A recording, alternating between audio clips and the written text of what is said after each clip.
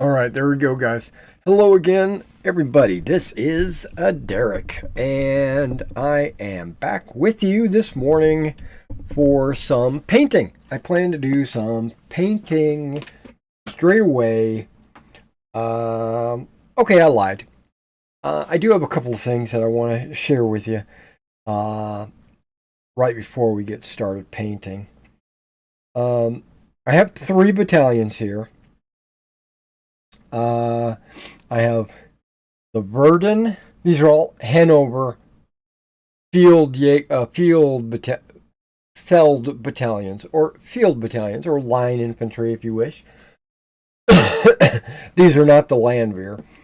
I've got the Verdun Feld battalion, or field battalion.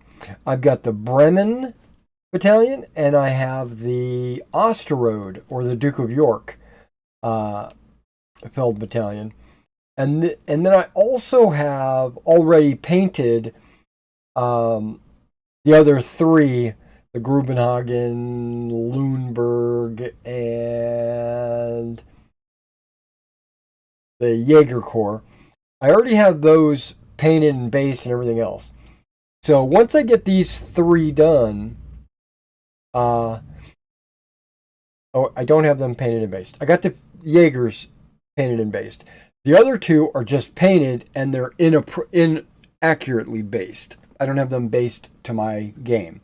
So when I finish these and I, wash them and I let them sit, and while I'm letting them sit and dry, what I'll be doing is I'll be rebasing those other 2 battalions, and then I'll be able to, finish these guys up and base them, and then I'll have all the battalions in that brigade finished. I think it's Halkett's brigade. I think. Yeah. So that's good. Okay, I have. So now you know what I'm painting and what's on the menu. I was expecting my Litco order to come in today, but in fact, it actually came in yesterday. And so I got a whole new bag of 40 by 40s, but these aren't the thick 45 40s, the ones that I use for like my Hail Caesar and Black Powder 28 millimeter figures. These are the 1.6 millimeter that I use for my 15 millimeters. Okay. I also got in a bag. Now, each of these bags have 100 figures and 100 bases in them. I got another bag of 30 by 40s for my cavalry, right? Oh, yeah. These are going to be for no, not generals. Ignore that. They're going to be for artillery pieces and generals for my ancients, the generals, artillery pieces, elephants, and cannons in Napoleon. And then I got in a couple more bags of the 20 by 40s, mainly because I needed them for Meg and my rule system.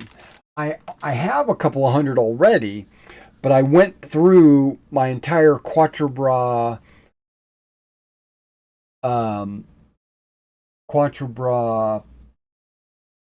armies, and I went through all my Meg armies that I wanted to do, like my English 100 Years' War, my French 100 Years' War, Carthaginians, finish up my Germans, because they're shy a few bases, and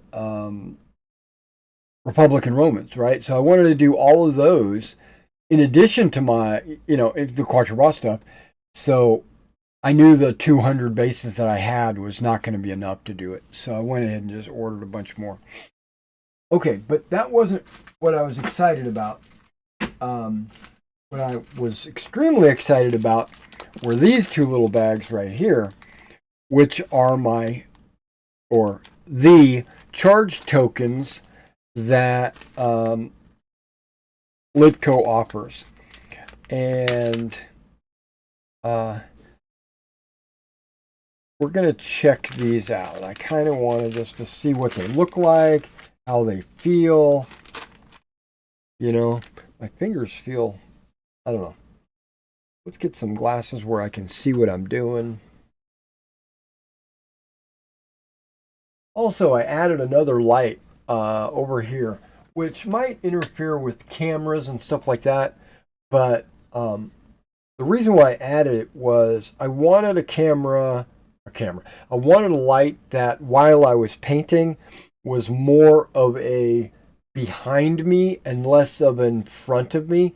Because this I said it again, this light that I've got up here actually shines really good on the figure, but it comes at like a directly 90-degree from the side, right? So whenever I'm really looking at figures and I'm trying to figure out, something, what I tend to do is I lean in and angle it and kind of do one of these numbers to get that light to shine on it.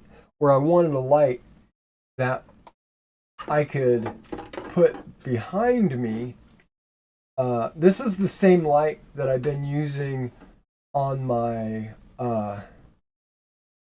Wargaming table to highlight any figures that I've got on the table. So now, whoa, if I look at it, it blinds me. But I got a light over here now. Don't have to always turn it on or whatever, but I do. Okay, so let's look at these charge tokens. Okay, they are, I don't know what they call that, but this is like a hard plastic. I don't think it's plexiglass. Might be.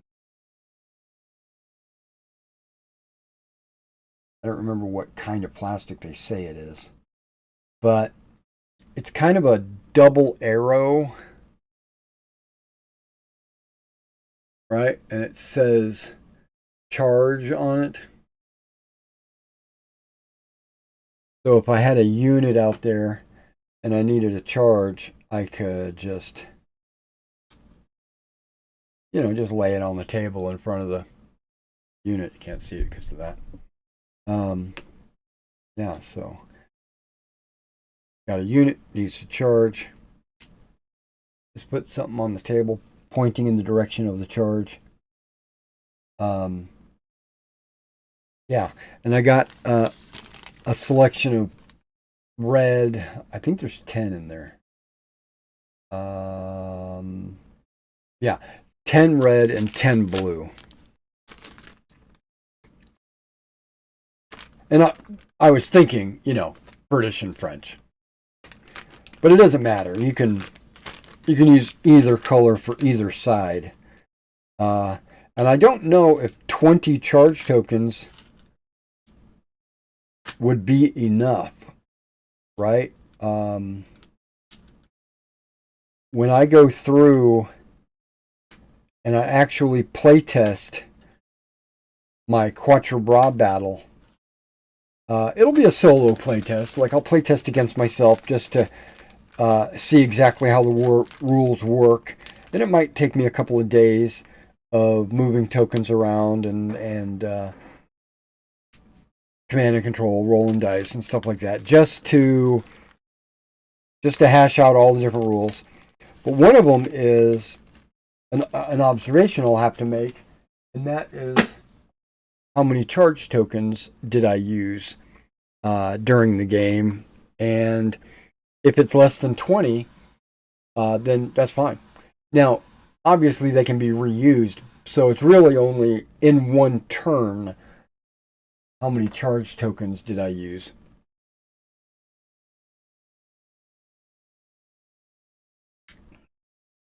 This is actually what do they call it? Alka-Seltzer, right? Plop plop fizz fizz. Oh, what a relief it is. Yeah. It's cold and flu, which I don't really have a cold. I really don't. What I have is I have symptoms of a cold. Like I have a runny nose at times. Right now it's not running, luckily. I'm, you know, count my blessings. I have a cough, intermittent, you know, and I have a raging headache. I woke up this morning, not too bad, and it's after about an hour of being awake, my headache is just throbbing. Now, I have a feeling it's from dehydration because I haven't really been drinking a lot of water.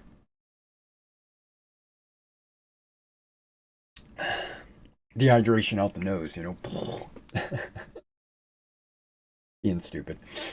Okay, so this is not all the colors that I've been using. I've already put some colors away that I've already used, but I left some of them out specifically because I'm going to reuse them again. I'm trying to guzzle that mainly just to get the water and the Alka-Seltzer. The greens, I have like 4 greens out here. I only used 2 of them. I used the deep green on the jackets, and I used this, not this. I used the light green on their collars and cuffs. These 2 are kind of laying in wait, where I might use them for highlighting. Yeah, I'm not sure. Okay. Smoke black. Okay. I've already painted everything from here over black.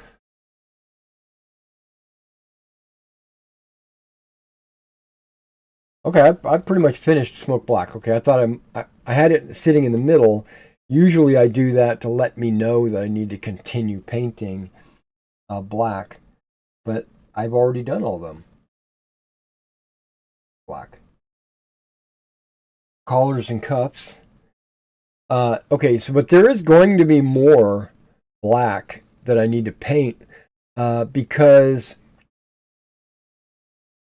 the Bremen division or Bremen brigade, battalion, unit, whatever. I keep, I'm not on track of everything.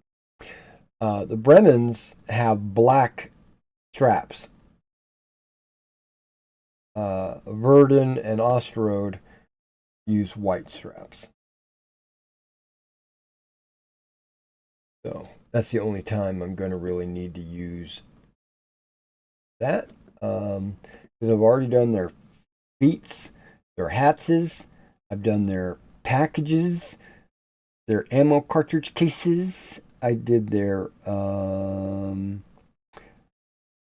like sword sheaths and sword blades, tips of the standards. Yeah. We're good to go. Now these guys all have blue pants, and I originally painted them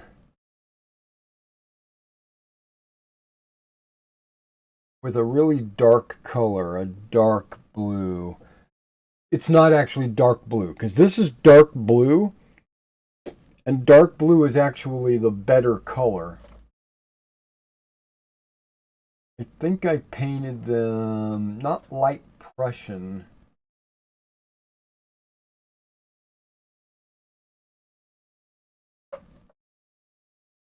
Dark Prussian. I think I painted them dark Prussian blue. And you can see this is Prussian blue is almost a black blue. I don't know if you want to, but there's like, and that's the dark. I also have AK's light Prussian blue, right? But these are all, but Prussian blue alone is just dark. And this is called just, it's Vallejo's dark blue. And to me, that's this one. That looks like it's lighter than all the other ones, right? And then if you compare it to if you compare it to just blue, Vallejo has this thing called blue, and blue looks darker than dark blue, in my opinion. Right? Dark blue is just the best color. So all but like two of these guys have the dark blue, and two of them, officers, I painted with this color, the dark blue, and I think it looks better. I guess you can be the judge of that. Like these guys have that Prussian blue, and this guy's got the dark blue. Right? I think that color it stands out better. And when I wash it and then I go back in and highlight it, I'm going to highlight all of them. And so I'm going to leave the dark blue on there, and then, or the Prussian blue. And when I wash it and then I go to highlight it, I'm going to highlight it with this. This is going to make it pop. So that's why I left this color out. Okay, all of these I've already pretty much used. I think I can finish these today, because there's really only minor details that really need to be touched on. I was painting some of their gray trousers. I was not painting the gray trousers. While I was painting the miniatures, I noticed that some of their gray trousers had exposed metal. The primer didn't get everywhere. But again, I'm not too concerned with that, because once I wash them, that's going to cover that. But it's also then I'll need to highlight the pants. And I'm going to highlight the pants with this ash gray. And that's when I can hit those exposed metal areas. And usually the exposed metal areas are in and around the crotch area. So that won't be a problem. And these greens are in the wings. I'm not sure if I'm going to use them or not. For like pom-poms and stuff. And then the drums. There's only a couple of drums, I think. Okay. There's some drums. Everybody else has got bugles. No more drums.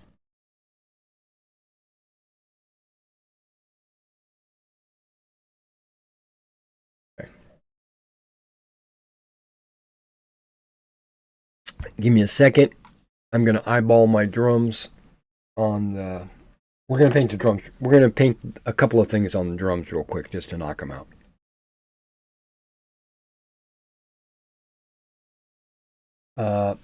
I'm going to my... That's Verdun. Okay. Let's go to the Verdun Feld Battalion. Uniforms. Okay, the drum has a red trim. Okay.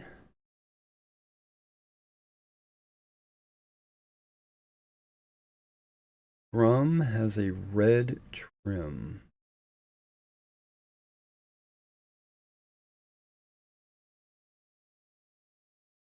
And it looks like this would be a good color for... That's buff. That'd be a good color for the drum itself. And a very light color be good for the skin. White gray?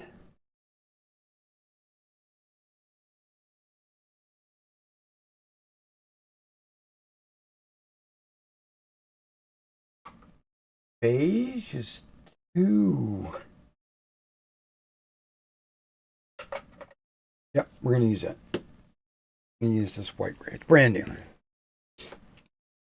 Okay, first things first. The wood of the drum.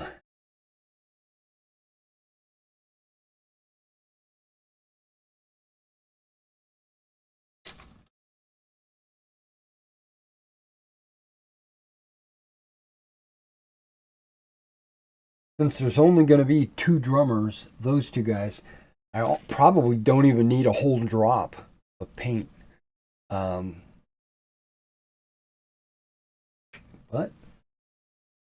I'll put a drop full of air bubbles.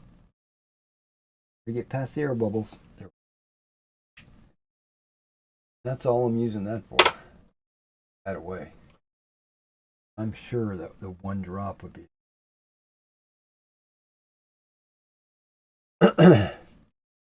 All right, now a lot of my painting is done in my face, above my lap, and you might not get a chance to see it, but that's okay. I'm not zoomed in. This isn't a painting tutorial or anything.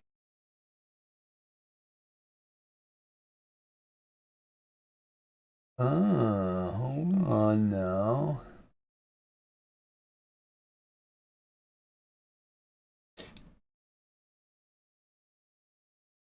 Yeah, okay.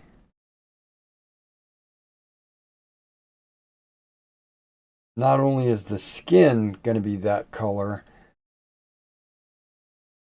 there's going to be a couple of other things that are that color too. Thinking the apron, and I'm thinking, okay, 1 drop's not enough. Okay, I really put the minimal amount on the palette. So I was basically trying to, save paint. Okay, so I have an announcement about my Quatre Bras game.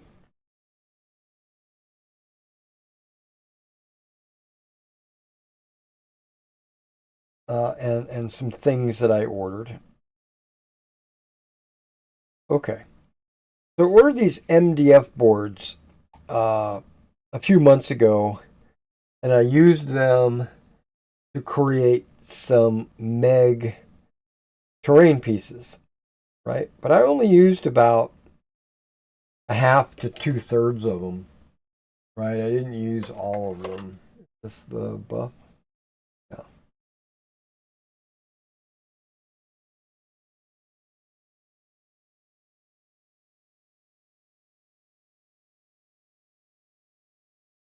Yeah, I used like 15 of them or something like that. But you get a pack of 24. Actually, I used a few more for other things like my painting booth and some other things. But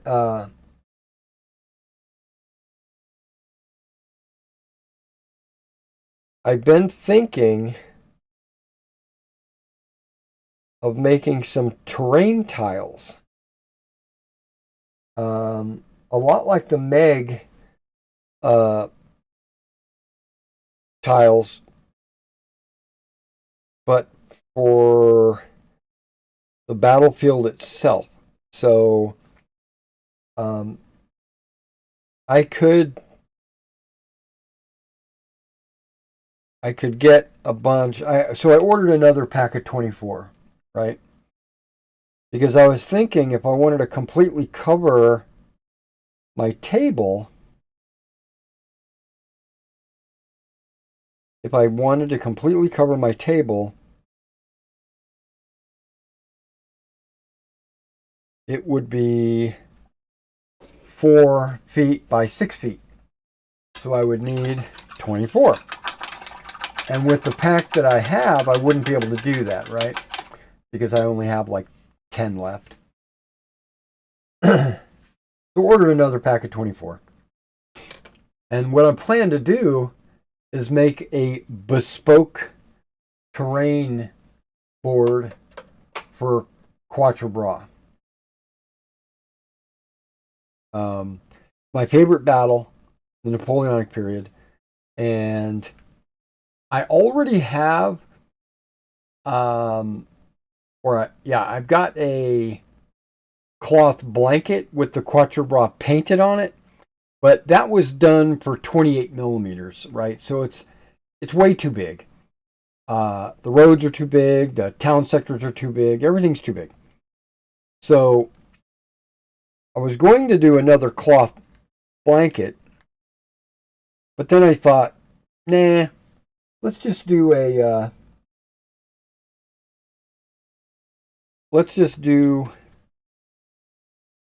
terrain board, a bespoke board, specifically um, with terrain on it, a lot like I did for um, the World War II scenario I ran, which was the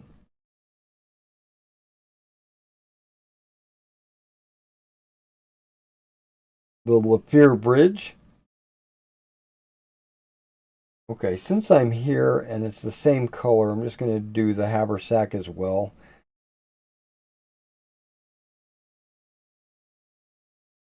So I'm not only doing the apron, but I'm doing their haversack with this white gray.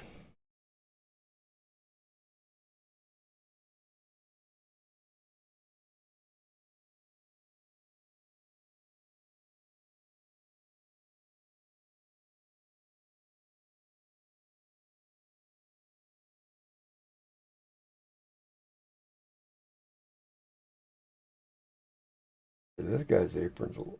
Oh yeah, I'm supposed to be doing the skin.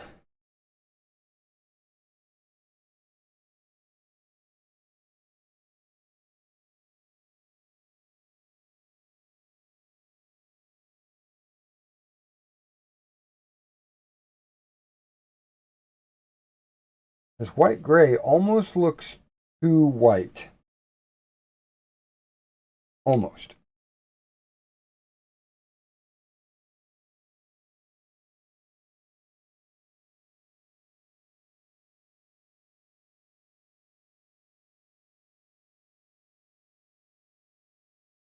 Okay, you never see this on a model usually while in gameplay, but I'm going to paint the bottom skin as well.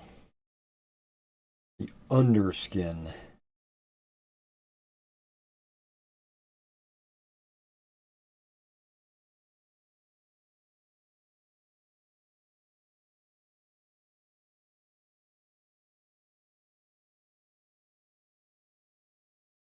Okay.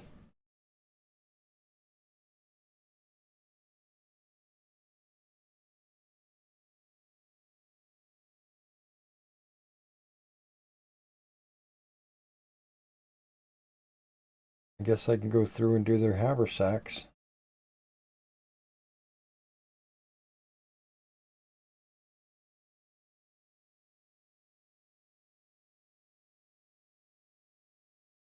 For everybody, so I might as well do that. De-dump.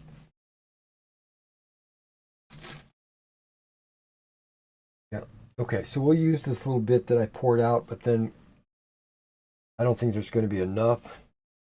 So I'll have to go back and actually mix some. But I'll do that when we get there.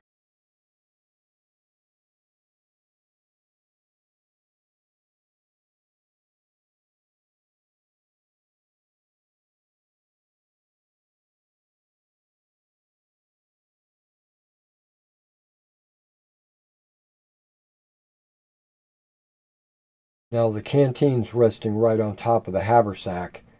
That's why I'm doing the haversack first. And then I'll do the canteen afterward.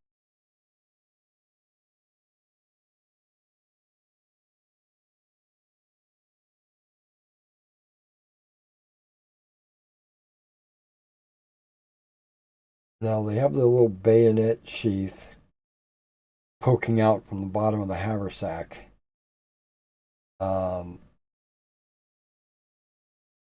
I'm debating on whether or not I'm even going to paint that.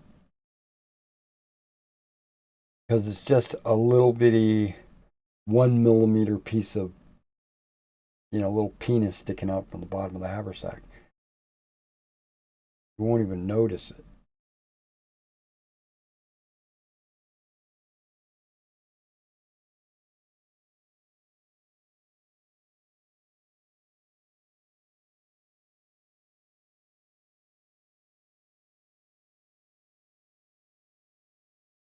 Oh, where's this guy's canteen? Okay, he's gonna be thirsty. So back to the bespokeness, right? So I thought about getting. Well, these are all 1x1s, right? 1 foot by 1 foot.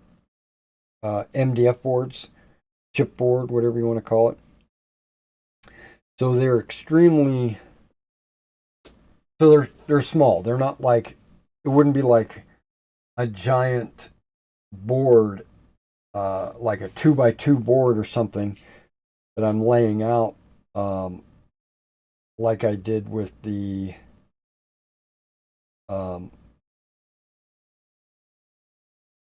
Lafier Bridge. Now I when I did the 2x2s and when I was done with them, I was noticing that something became very obvious.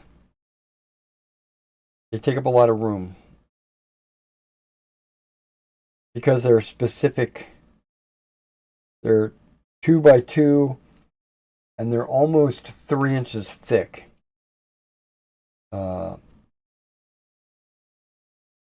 Because the blue board is 1 inch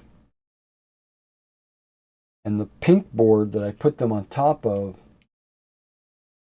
1/2 inch. Okay, so in it, almost 2 inches, not. And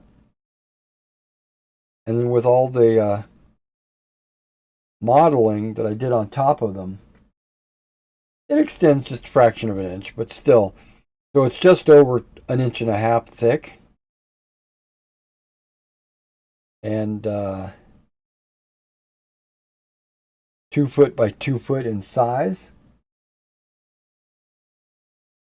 So they all didn't go back in their original box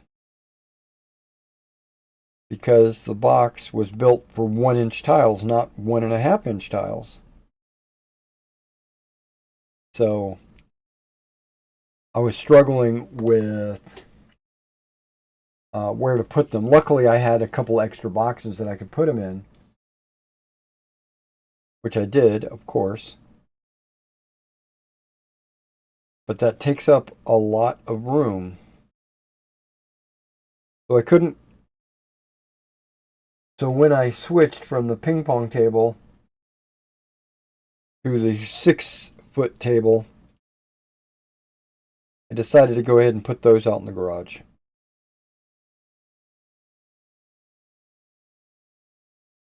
But I still want to do tiles because I want to have the terrain more diorama-like and less modular, only for this one battle, right? All the other battles, I'll do modular terrain, or I'll just use a blanket on the table with roads and rivers and stuff like that. But Quatre Bras, I want to do something bespoke. And I remember I still had another box of 2x2 blue, and it comes with 6 of those in a box, which is perfect for a 4x6 table.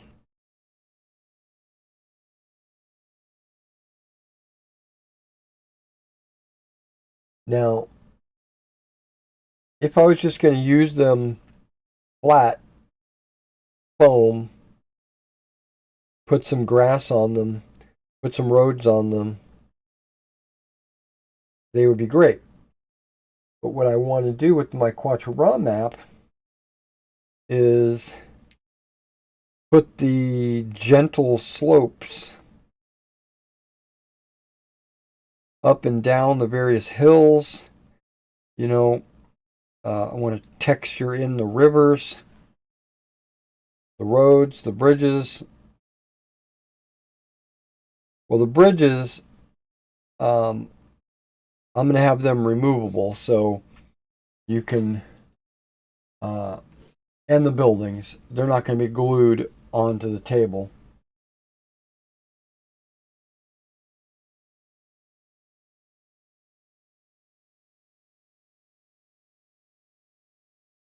But I am going to make some town sectors built into the table.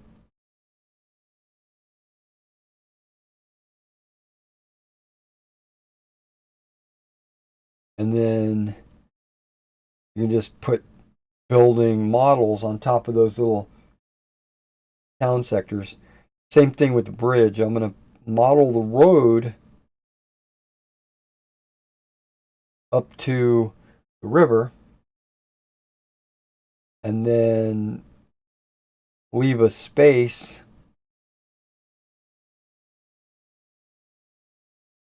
for me to insert bridges.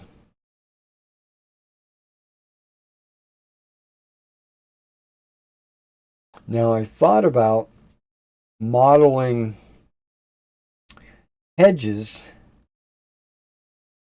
and gluing them to the table, you know, where the hedges belong.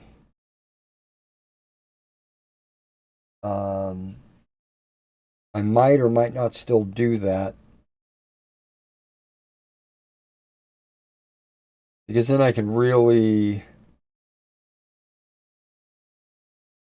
put my modeling skills to work and not have to worry about my hedges being modular.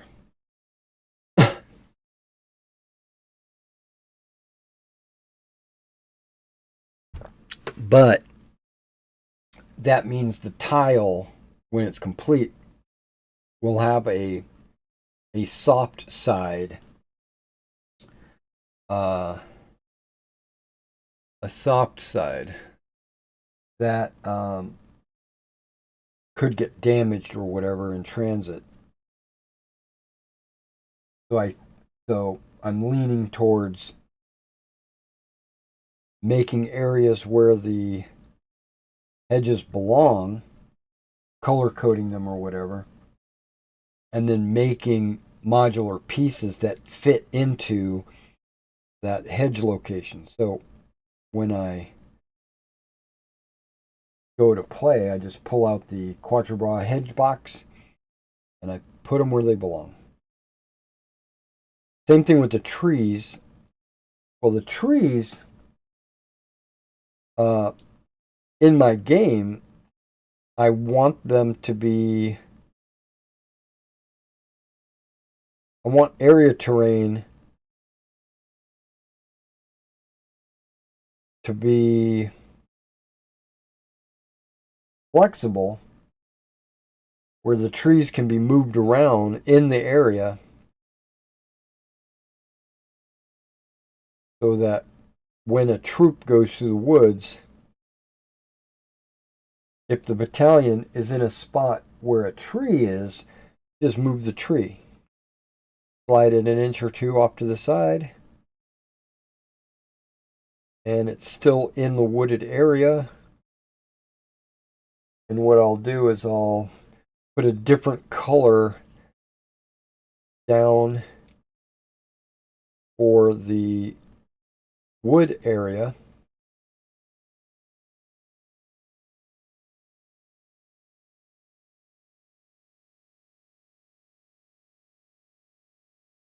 And make it make a sharp edge so it'll be clearly defined where the edge of the woods are.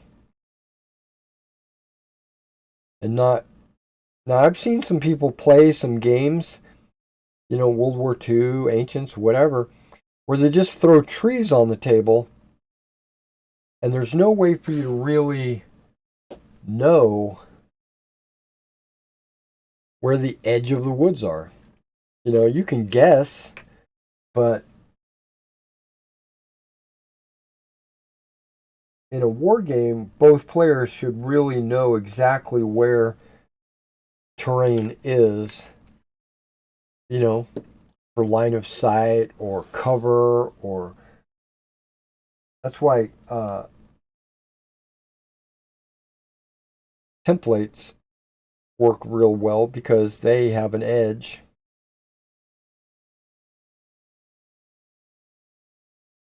And we're just putting trees on the table, kind of a sad sack way of displaying it. Now, I did order some stiff felt.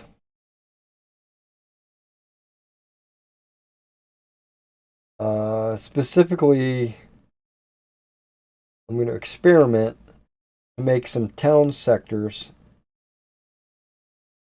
I'm going to flock. You know, I don't think I'm going to putty them. I think I'm just going to flock straight onto these, straight onto this felt, because I got them in light gray, light brown, so they're already going to be kind of like dirt. So I won't need to putty and then grass it or whatever. I'm just going to grass it. Roads, I think I will putty, but I'm not really concerned about that right now.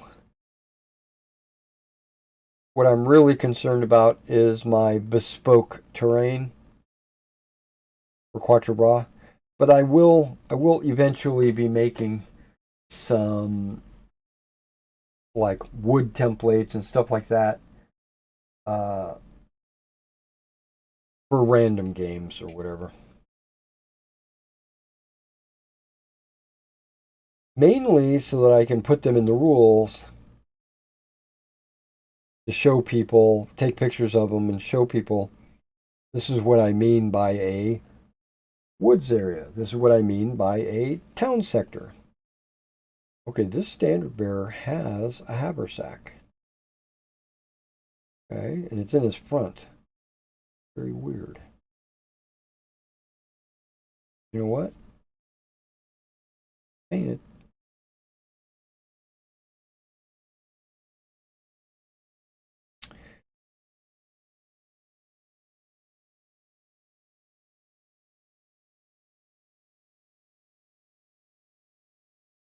Now these old glory. No, let me back up. These minifig Hanoverns actually have their bayonet to the side of their haversack, and you can see the entire sheath. So I think I might paint those on these minifigs. But the old glories, they're just little tips. Very small, hard to see. Don't bother painting them.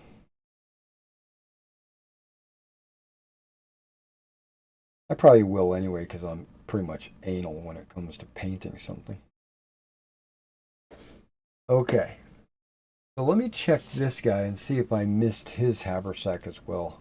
Yep, I did. Because it's the same model as Standard Bear.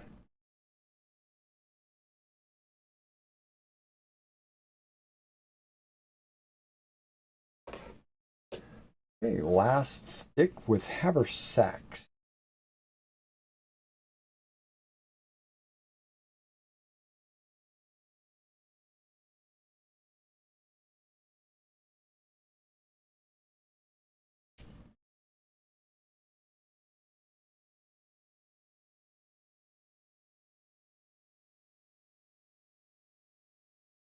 Oh yeah, another reason why I kept that blue out is because canteens.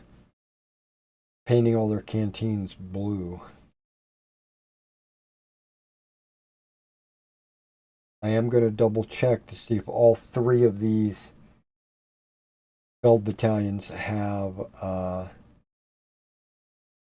the blue canteens, but I think they do.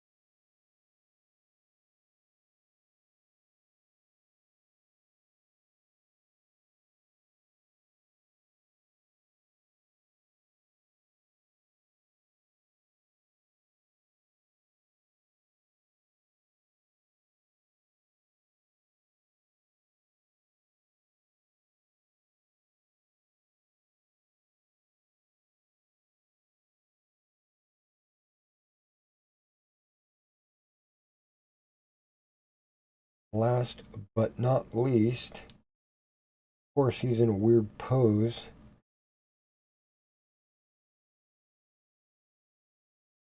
Haversack is half concealed. But we got it. Right.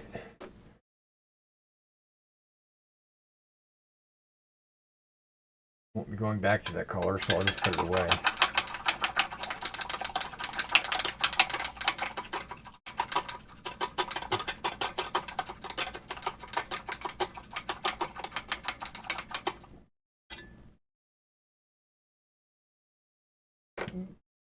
Now I want these canteen covers to be extremely light. Well, maybe not extremely light, but much lighter than that.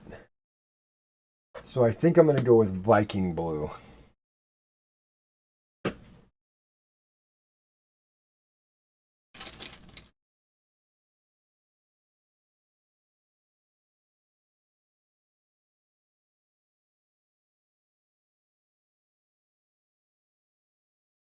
So how is everybody doing this afternoon, or this morning, I should say?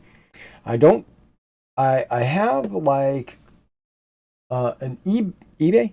No, not eBay. I have a Amazon order that was supposed to come in today, and I got an email yesterday saying something went wrong with the shipment. I was like, okay. So they said it's still on the way, just it might be delayed or something like that. So they said if you don't get it, come back here to this page to see what happened or something like that. So I'm waiting for that.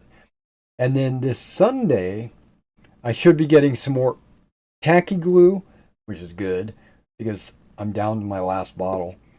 And I realize I need it on some of these 15s, specifically the French, that are leaning way far forward like they're in a charge or something.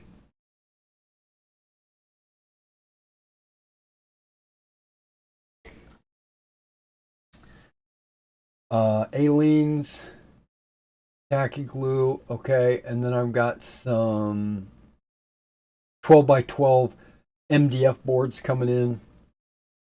Okay, and the reason why I'm getting those in, okay, so this is the catch.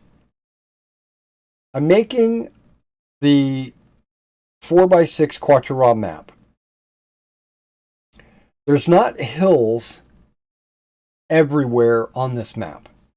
I want there to be gradual slopes and things like that everywhere, but there's some really big hill areas and it'll slope down, and I want to have a baseline, right? I want to have a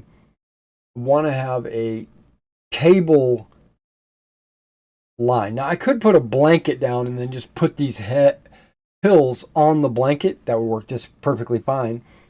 But when I do the rivers, I don't want to have these river tiles or river strips that I lay down on the blanket. And I want it all. I want the fields and the roads and all that to mesh perfectly with each other. So I figured if these hills are going down to the ground floor, let's say, there needs to be something on the ground floor. So I was thinking about pinkboard like I did with the Lapeer Bridge, but then I was like, because I could order, like, I could go to the Home Depot and get like a 4x8 sheet and then I could put 3 2x2s or 6 2x2s down, and then I'd have the entire map covered, right? But I don't know. It's like I won't be able to store that anywhere. The 1x1s I have no problem storing.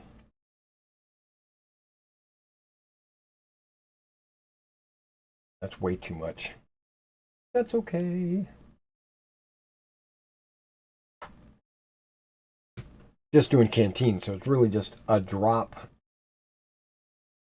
Like boop, boop, boop, boop, boop, all the way down the line.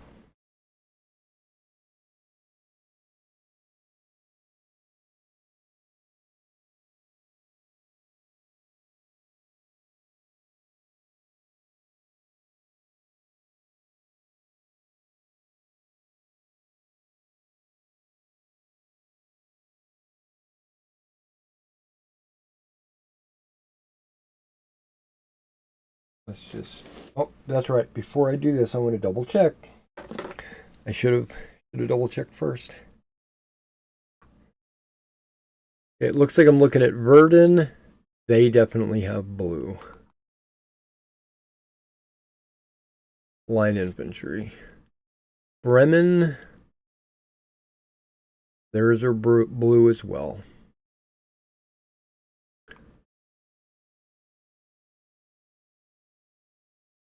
Osnabrück. Theirs are blue as well. Okay. I thought they were. I thought they were all blue. I was just double checking. Making sure. Didn't want to make any mistakes.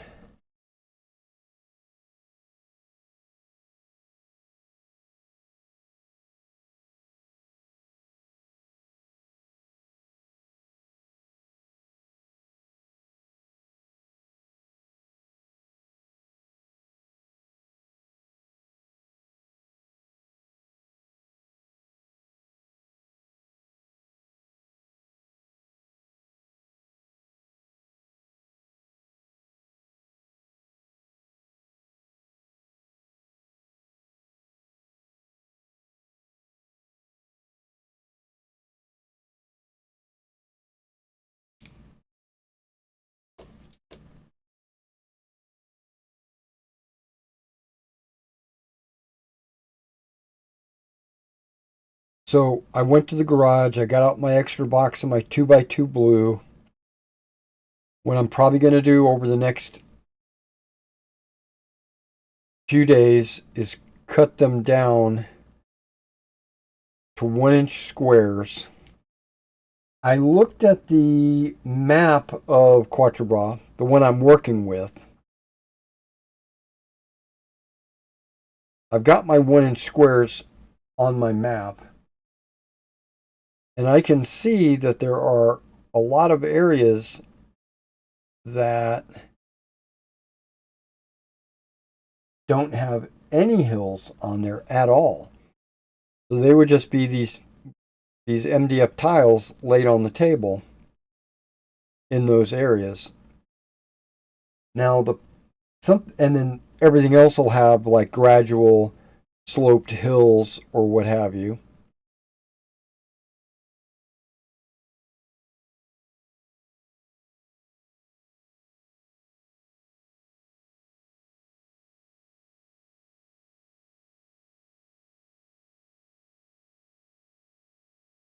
Okay. And So there's at least two tiles that don't have any hills on them at all. So those will just be flat tiles. And I think they're just fields. Well, actually, I think one of them will have a, a road going through it, leading off to the west. Um,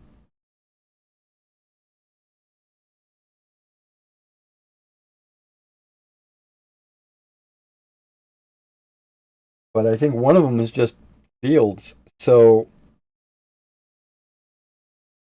that one could be used in other scenarios or other battles or whatever. Because I do want to make some tiles for Waterloo as well.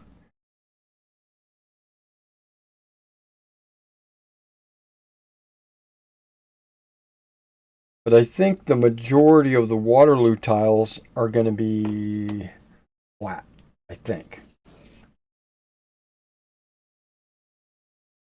I'll have a couple like on both sides of the, you know, like the French side and the British side will have like a hill, and they'll both be kind of parallel. Not exactly, but and there'll be low ground in the middle.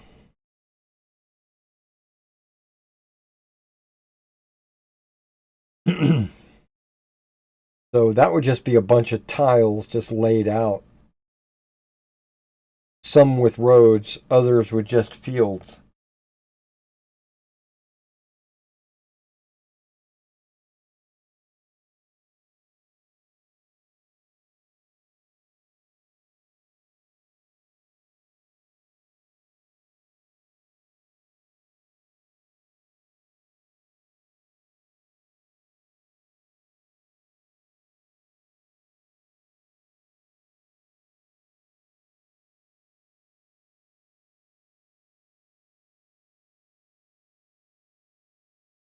But that, and then I'm not doing, I'm not going to do a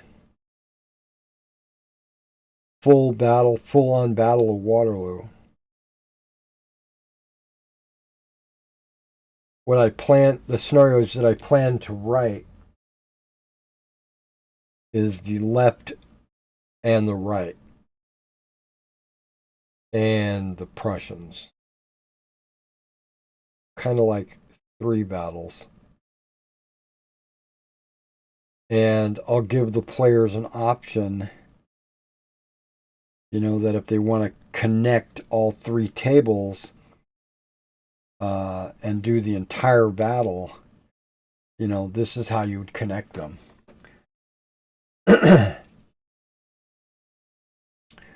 But my intent is to do 3 separate battles of Waterloo. A lot like the way Black Powder does it, because they don't claim to be able to put the entire Battle of Waterloo on the table. Even though there was a game club in London that played the entire battlefield at the Black Powder scale, and if you go check that out, it's on YouTube, you can watch it. There is like 4 parallel lines of tables,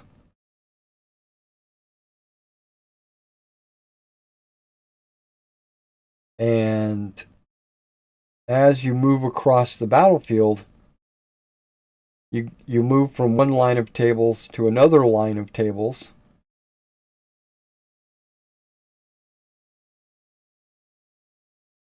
And I thought it was really cool that players would play the role of brigadier commanders, and they had a bunch of people playing, and the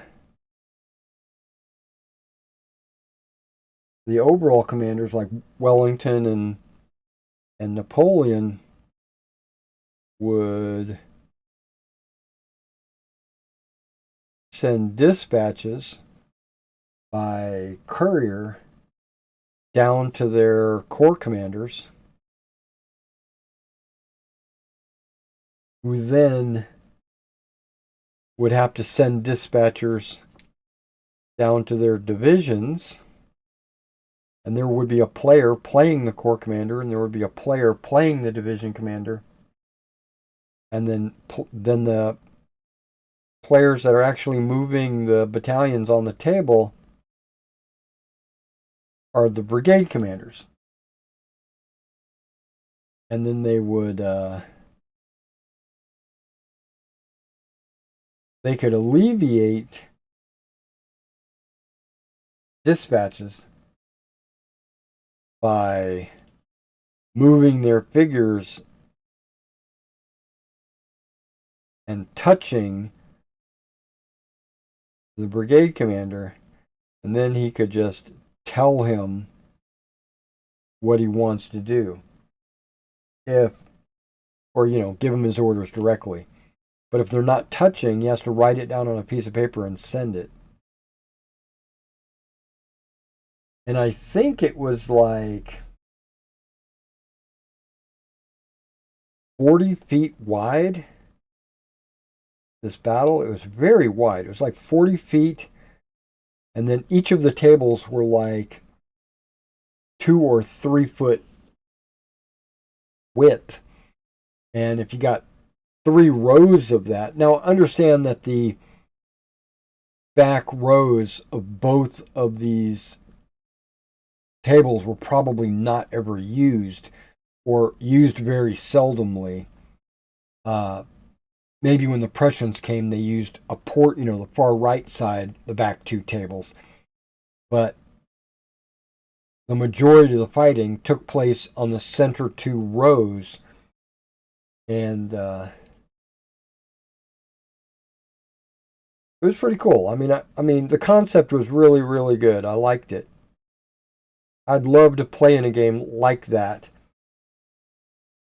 But can you imagine all of the miniatures needed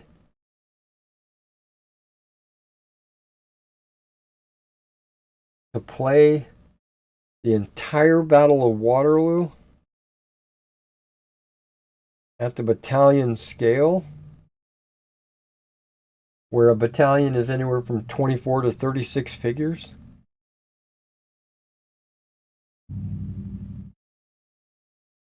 Oh, that'd just be a lot. I think Quatre Bras a lot. You know, I did Quatre Bras, and I'm sure they had some proxies out there, because people brought their collections of miniatures. And I think they put the call out, like, if you want to play this brigade, make sure you have all the battalions needed to play that brigade. And so I believe the players brought some of their own collections. But then you got to build all the terrain, because they had built terrain. They had like Hougoumont in its glory. And the video that I watched was one of the guys that was over on the Hougoumont side. He did his best to kind of take pictures and video the entire, scene, but he was also involved in actually moving troops and stuff.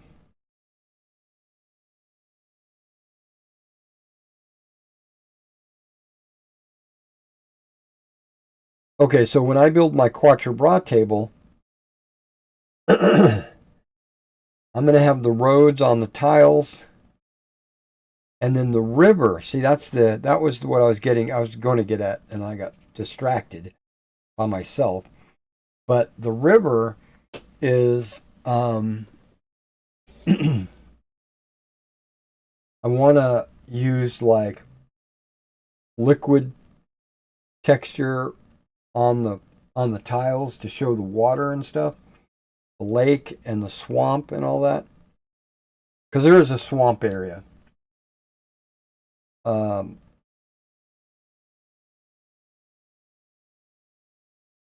and I want to do it at the level of the board, the ground level board, right? Because it'll be at the bottom and then the hills will go up from there.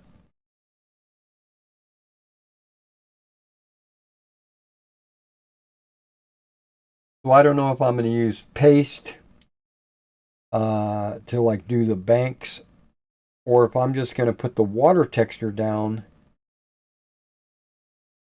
and let it kind of, well, I wanted to have a little depth, right? So I thought about foaming, using the foam under the entire river and then cutting into the foam a little bit so it would actually go down into the foam. So it might not be exactly ground floor. It'll be raised by maybe 5 millimeters. Just enough foam so that I can cut into the foam.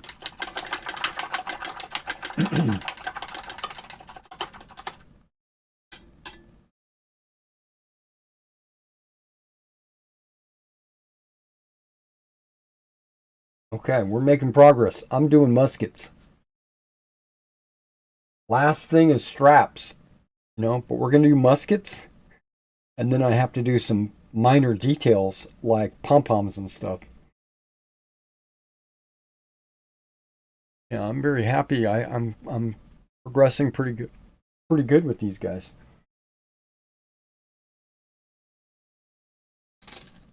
And I'm using beige brown for muskets. I used to use really dark, like this is called wood brown. I used to use a lot of like really dark, maybe slightly red, uh, for all my muskets in the old days, in the olden times. But but I've kind of grown to understand that these muskets, the wood is actually a light color. It's a lighter color. It wasn't like a dark brown. And Plastic Soldier Company says beige brown. That's their recommendation. Okay, that should be enough to get started.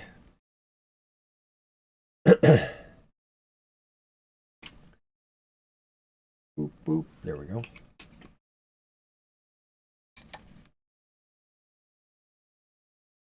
Okay, we got a little bit of fuzzy hair sticking out the wrong side of this thing.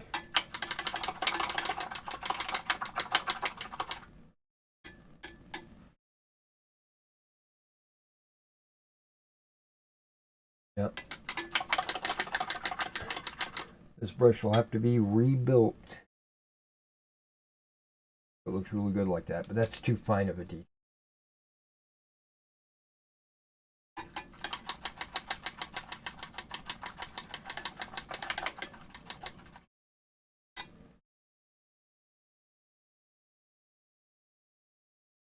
I think this 2O brush would be great.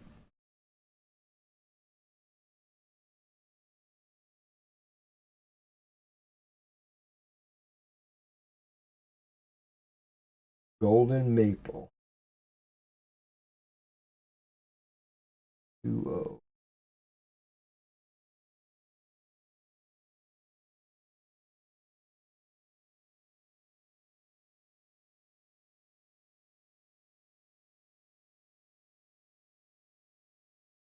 Now, I've been thinking about this. I'm going to need 24 tiles, right? Which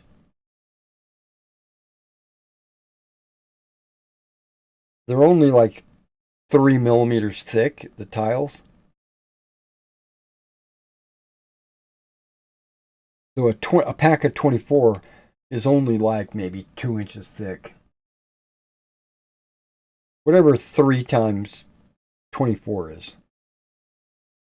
That's how many millimeters thick it is. So, and then I'm going to add 24 inches on top of that, because the 1-inch tiles on top of the 24. Actually, not 24, because there's going to be a couple that, like I said, don't have any hills on them at all. So let's just say 24 for simplicity's sake. 24 plus the... Okay, let's do math here. I'm just trying to figure out how much storage space I'm going to need for these guys. 24 times 3, we'll call it 75, even though it's not. 75 millimeters.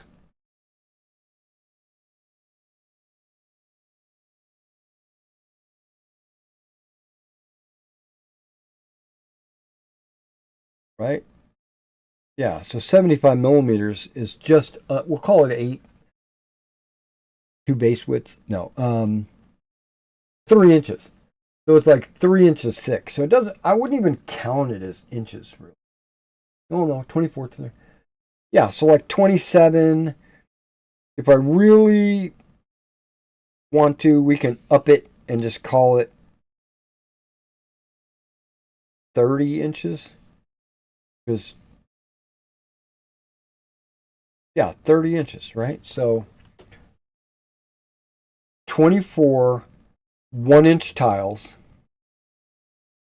24 3 millimeter tiles comes to a total of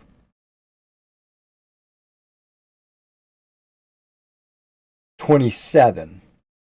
But I'm going to call it 28. I'm sorry, I'm going to call it 30. So a 30 inches is not very big. That's what she said. No, 30 inches by 1 foot by 1 foot. I should easily be able to store that. That's just over 2 feet tall. Right? Am I doing my math right?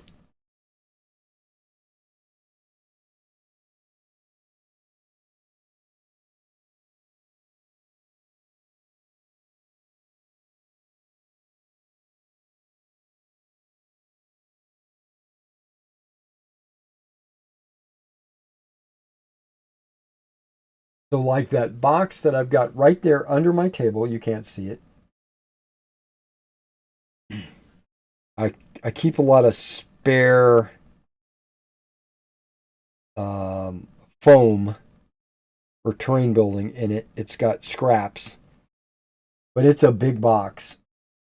And so I think my entire Quatre Bras bespoke tiles could fit in there with no problem.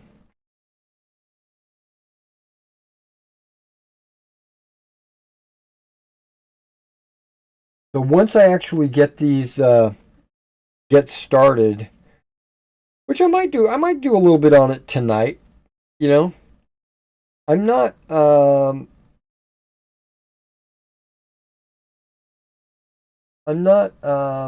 in a hurry to get my Quatre Bras map done. But there's just something about building terrain that I like. It's like it's my happy place. When I'm building terrain, I'm like super happy.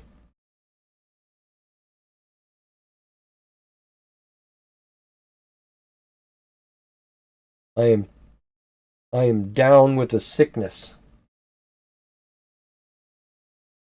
Wait, that's the wrong song. Um,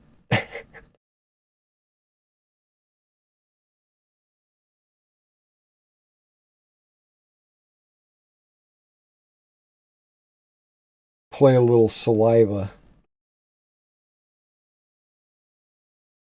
Ladies and gentlemen,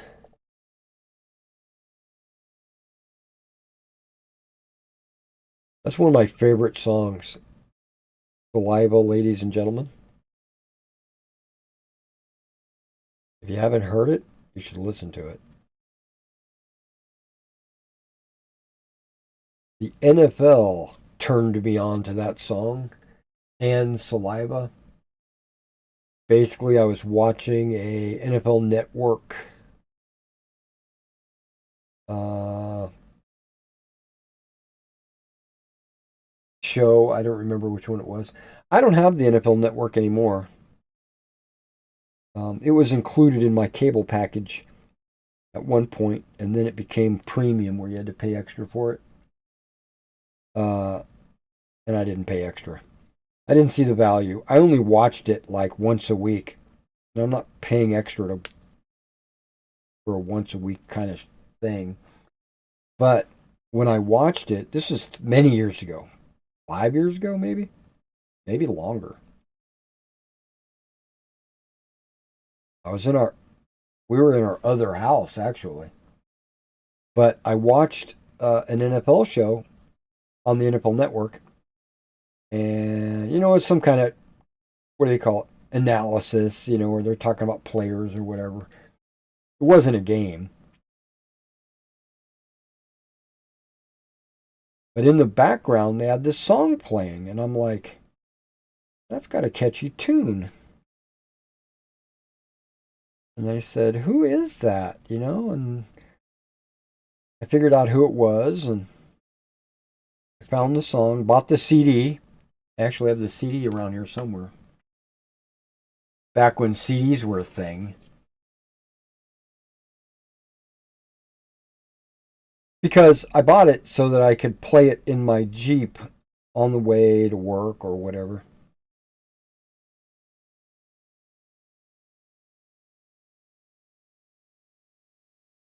Step right up and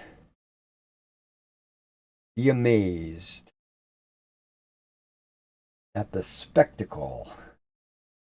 Because it kind of went with football, like step right up and watch the spectacle of football. That's not what they're kind of talking about. It's kind of like a, what do they call those things? Circus acts or whatever. The bearded lady, which nowadays is like a regular thing, right?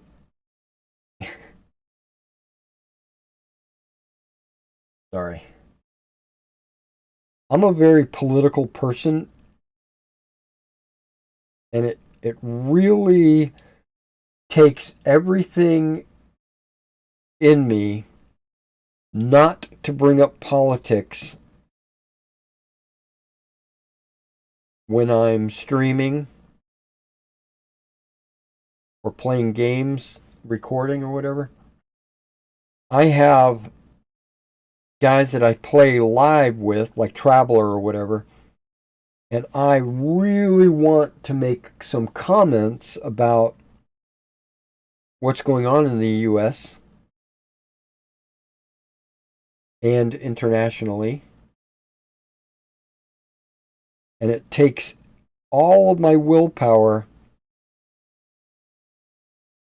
to not mention it.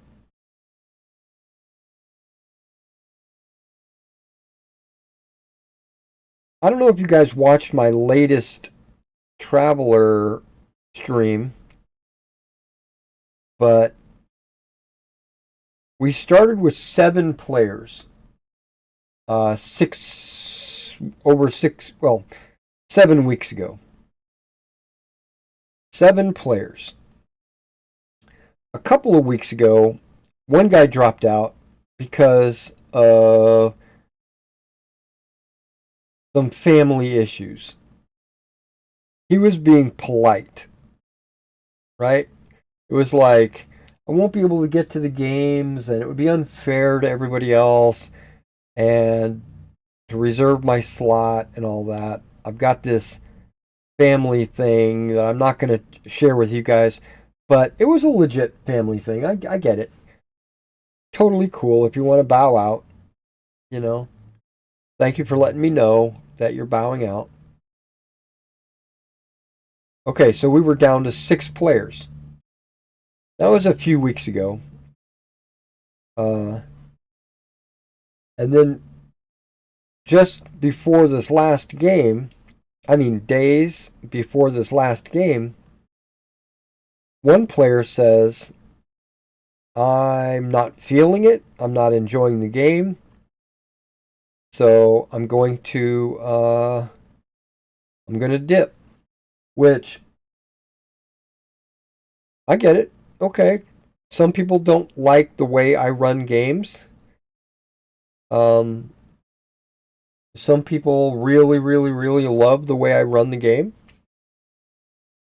Some people are just happy to play, and maybe he didn't like having a referee that didn't let him have everything he wanted.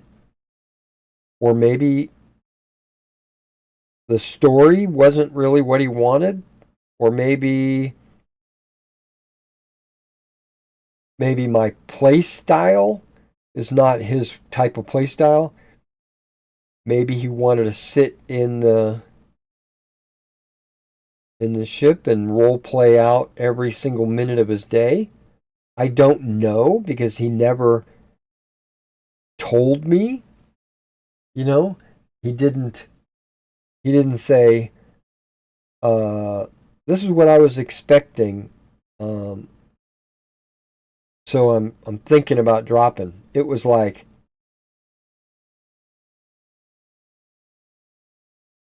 that you can talk with me and you can say, hey, I wish there was a little bit more combat, or I wish there was a lot more role playing,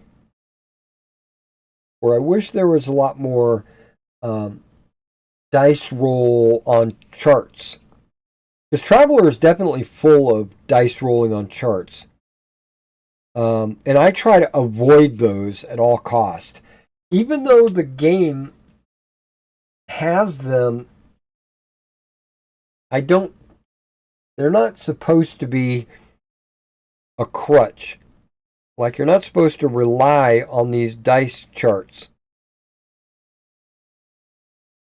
You're supposed to role play, but also maybe a little bit of dice rolling on charts. Okay, but my point is, he said, I'm not really feeling it. I'm dropping out. Right? Okay, well. And then another guy says, yeah, I feel exactly the same, so I'm going to drop out too. And then they said this thing that I don't really understand. I understand it to be an insult, but if you insult me in a foreign language, I might not be insulted, because I might not understand what you mean by that. Now, it's not a foreign language other than I don't speak that Urban Dictionary. He says, The game has ghetto vibes.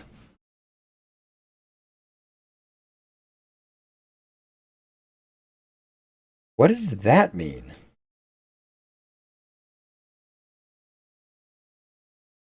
When I think of ghetto, you know, um, ghettos in Poland, ghettos in Russia, ghettos in the US.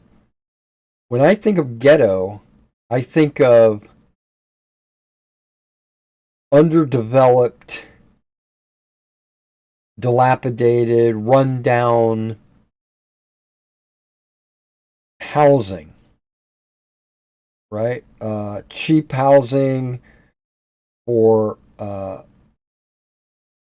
minorities or for people who don't have the money to pay for nice apartments or houses, and they live in a ghetto. Now, I understand that the Polish ghettos were from like a World War II era when the Germans would put certain types of people in certain areas, and those would be ghettos, right? So they're kind of like government run. In all cases, they're government run housing areas, uh, good or bad. And when you say that the game has ghetto vibes, I'm thinking vibes meaning like his feelings. And when someone talks about their feelings like that, I immediately, and here's my politics coming out of me, I immediately think of them as a leftist.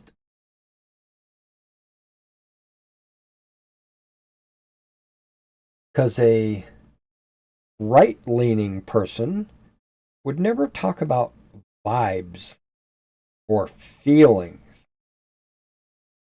They would say things like, man, I really don't like this game. It sucks. I, you know, I'm not enjoying myself. I'm going to leave, you know, greener pastures or whatever. I'm going to find a game that I enjoy. Thanks for the time that I was there, but you're not a good referee or something. Basically straightforward. But when you say my feelings are hurt, this is what I heard when he said the game has ghetto vibes. This is what my mind said. My feelings are hurt. You don't play like I don't like it. That's what I heard. I heard a whiny little bitch. Um, I don't know if that's the truth or the case because I don't understand. I don't speak leftist. I don't understand what he means by ghetto vibes. Um, my players, the ones that are still with me, when they saw that, because it was written in our Discord, and Mason, I'm gonna tell you right now, Mason, I played a lot of different games with him, and he's a cool dude. He might or might not be a leftist because I don't really talk politics with him, right? And there's no need to. We never. That's not nothing that ever really comes up. Uh, but he might not be. I don't really know. I don't know. But what he said was, I don't get the ghetto vibes comment, and this is him talking back to these guys. You know, like, I don't get the ghetto vibes comment. Neither do I. He says, but if you're not feeling the game, you're just not feeling the game. Nobody's going to twist your arm. So, good luck with whatever game you play next. So that basically made me feel good because I didn't get the ghetto vibes either. They were, from what I could tell, enjoying the game. And in Discord, there was a lot of chit chat back and forth about, you know, what they can do to solve this problem, what kind of. Now, he might also have been talking not about me, but about his fellow players. That's entirely possible as well, because, again, nobody knows anybody else. It's pretty much a fresh group.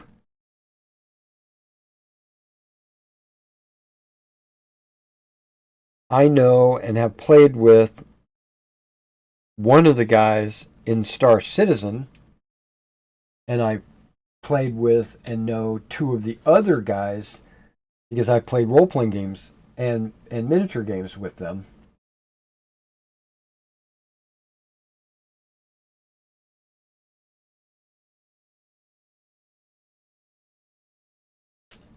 But that's as far as any of that goes. Everybody else is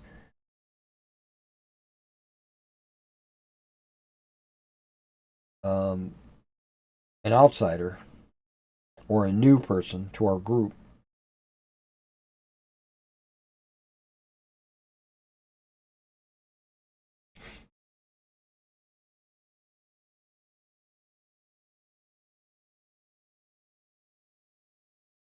All right, enough of that. Talk miniatures.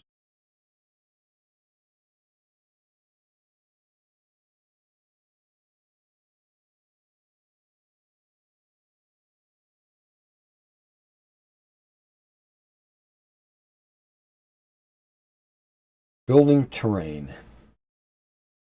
My happy place.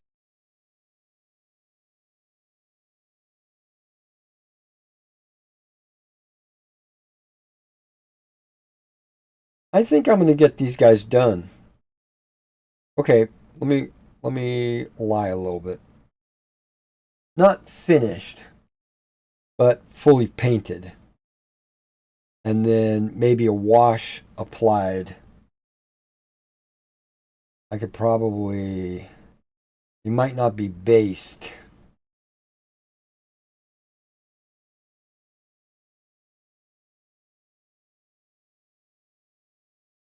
Oh, I remember. Okay. I was talking about the saliva music and bearded women.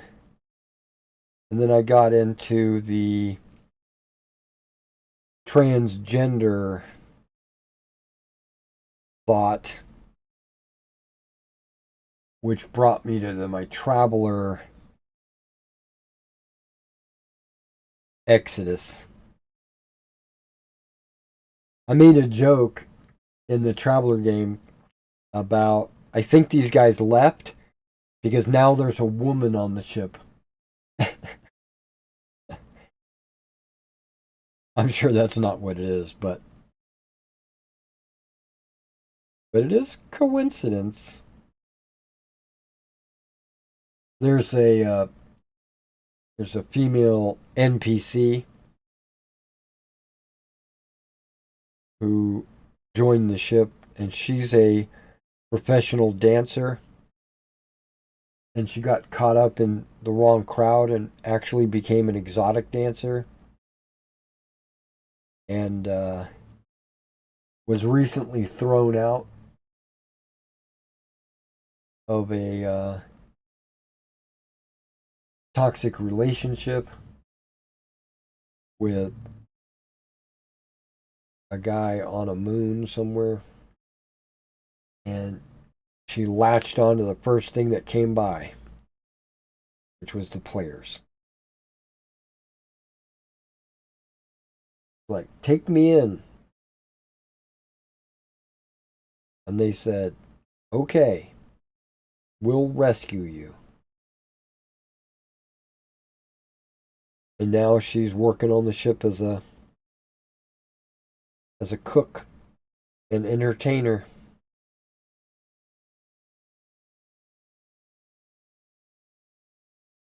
And she can be a steward if they ever got any or wanted to get any passengers.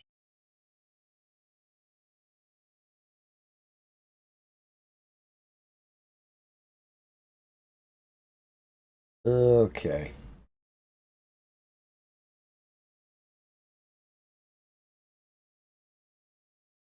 Different units here have different colored pom-poms. So I'm going to have to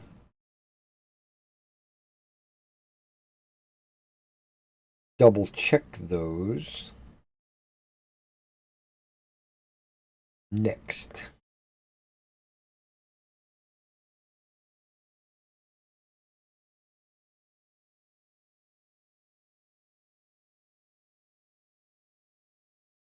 Oh, I finally sold this miniature that I scratch built a couple of years ago for a D&D game that we were playing live in studio. Just FYI, I don't play D&D anymore, period.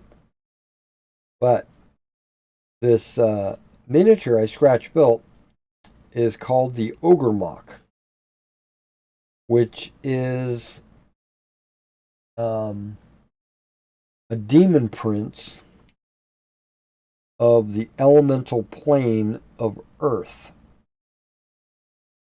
So, dirt, right?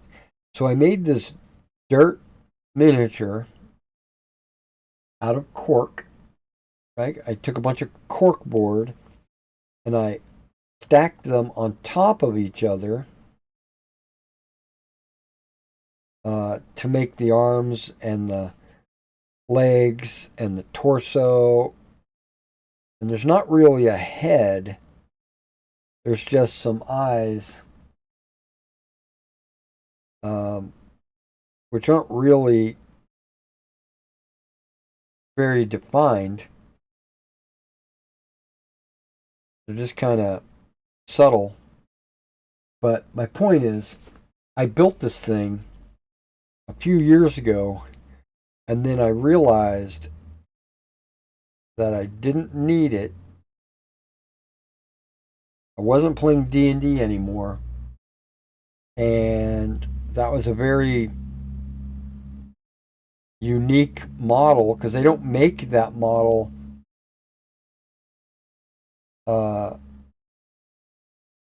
Wizard of the Coast or Reaper. Nobody makes that size or style. Yeah, they make Earth Elementals, sure, but an Earth Elemental is only like 2 or 3 inches. This thing was like 7 inches tall, right? It was big, a big model, and I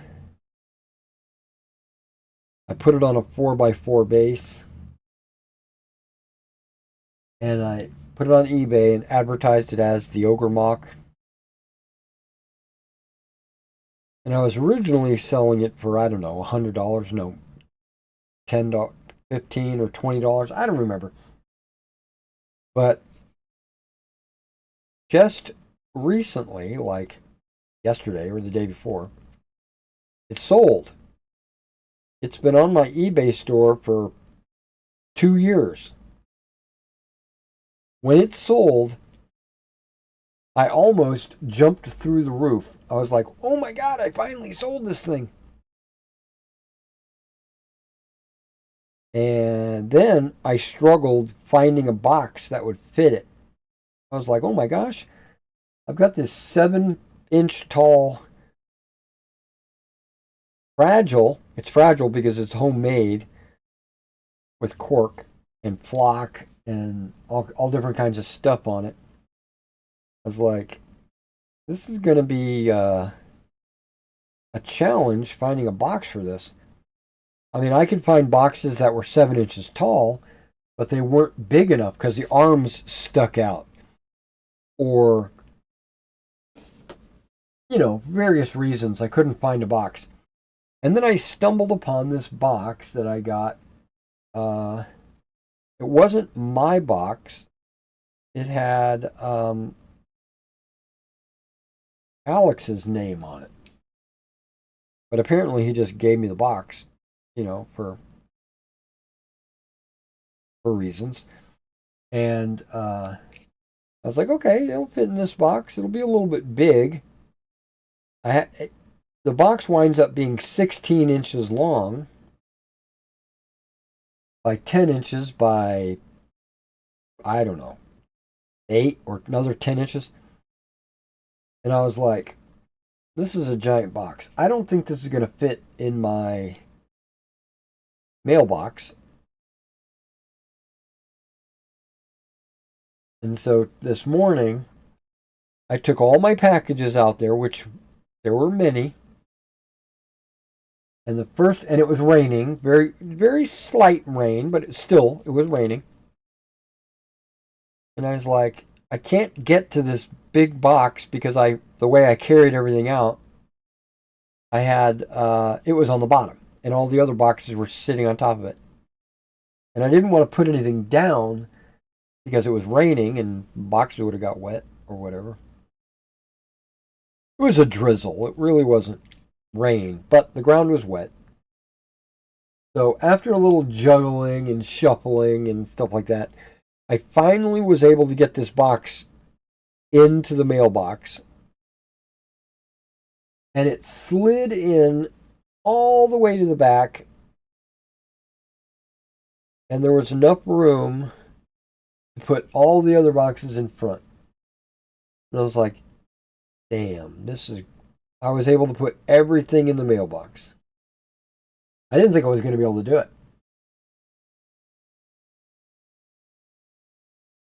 But I finally got that Ogre Mock sold and shipped.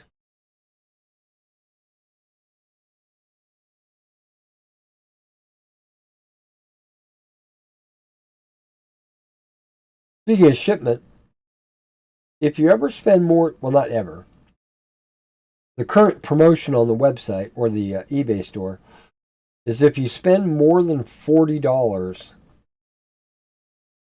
you get free shipping. And there are people spending hundreds of dollars on the site and not selecting free shipping. They're paying for shipping. Like my latest customer, he paid $80 in shipping. Right? Because he ordered like 20 different things. And I said, man, if he's going to spend this much money, he should get a free shipping. So I went in there and refunded him his $80. But he could have saved that hassle by choosing free shipping.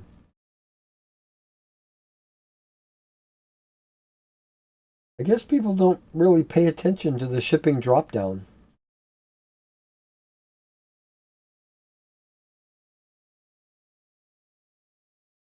Because I could put like FedEx Express in there and people would and have that as the default. And people might pay it. Now, not everybody. So some people are selecting free shipping. But others are not. And I had sent him a message saying, hey, if you order $40, be sure to select free shipping. Because he's a fairly regular customer. orders Old Glory miniatures from me, mostly American War of Independence. This is the last one. This is the last base. All right.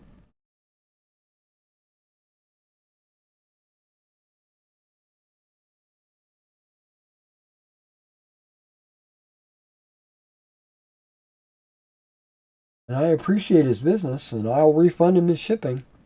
But he could save himself some hassle by choosing free shipping.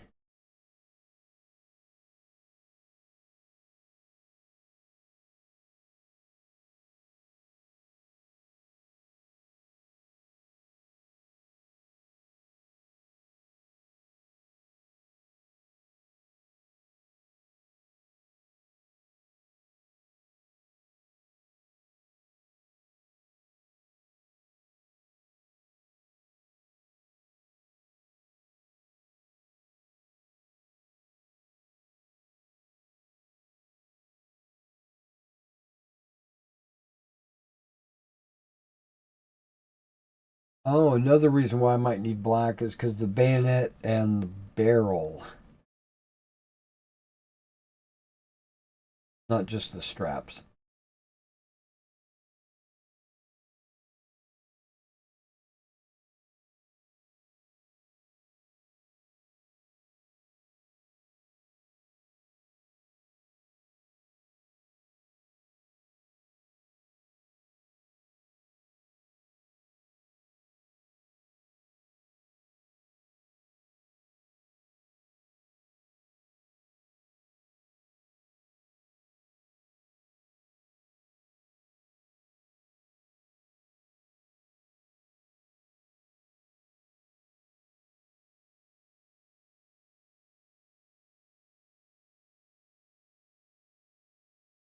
My headache is really kicking in right now.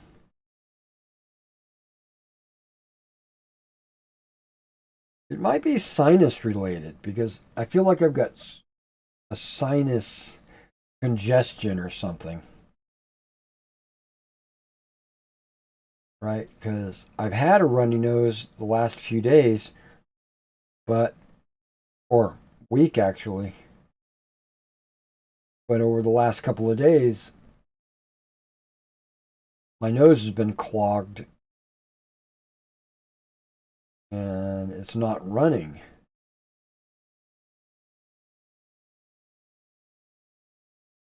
Maybe there's like a sinus buildup or something. I don't know. I'm not a doctor.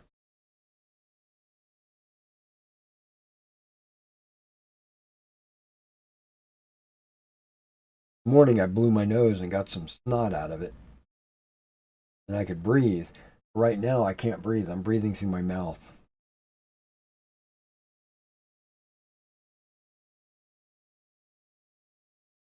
Well, I could if my right nostril. And that's another thing. I've always had problems with my nose ever since junior high. I got into a fight and I broke my nose.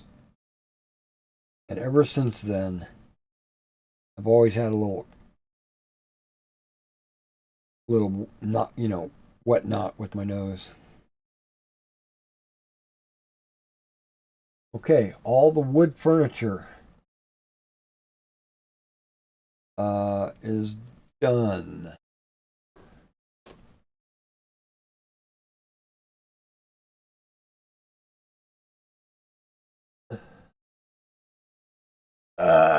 Excuse me.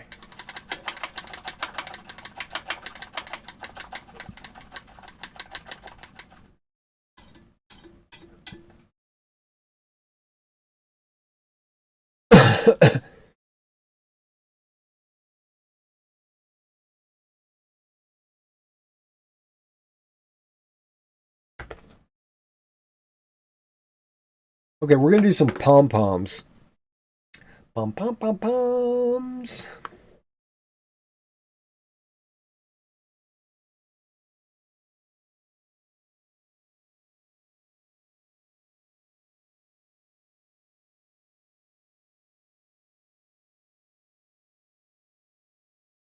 Hmm.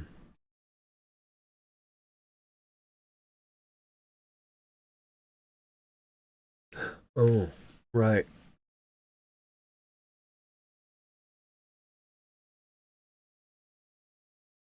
This battalion, the musicians should have red collars and nope, not red collars and cuffs, just red cuffs and epaulets.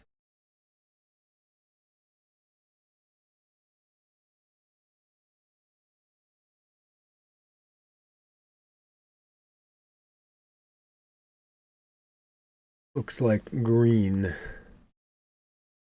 in the Duke of York. Okay.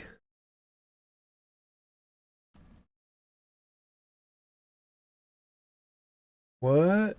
Reload.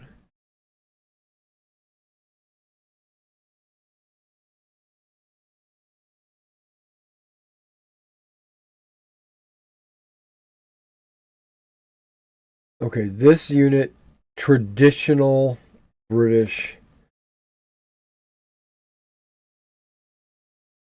white and red, except for the light company, which is green. Okay, so that's normal. And then Bremen is green, except for the officers, which is yellow and white.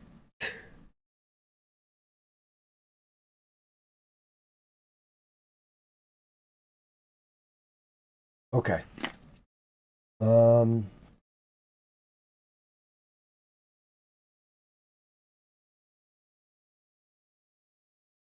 okay, there is such a thing as called a sinus headache, right?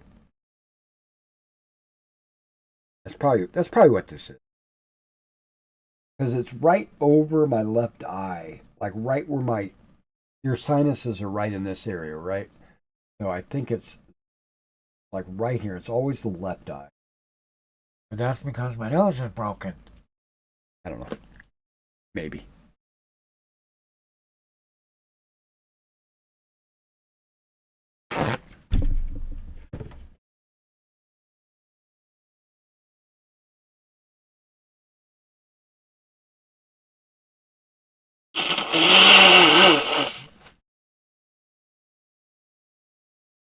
You guys didn't want to hear that.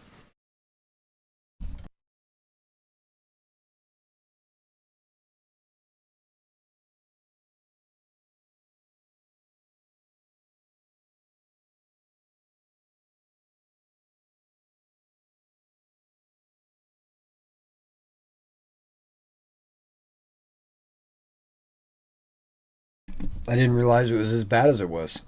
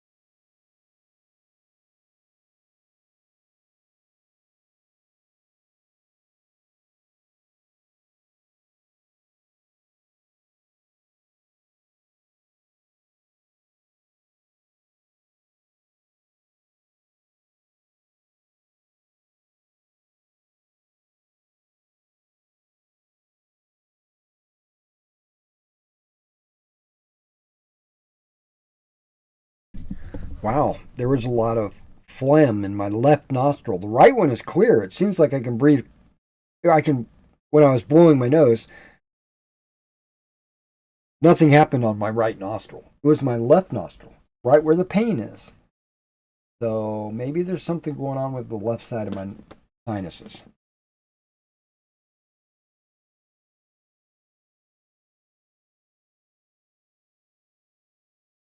Okay, back to the colors, right? Green is a very popular color. Uh, and I think I'm going to use... What color green do I want to use?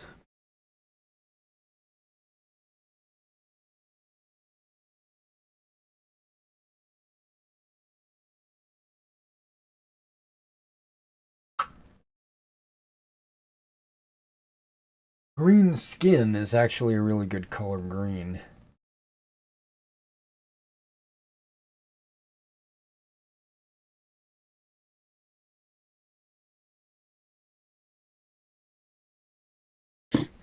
Okay.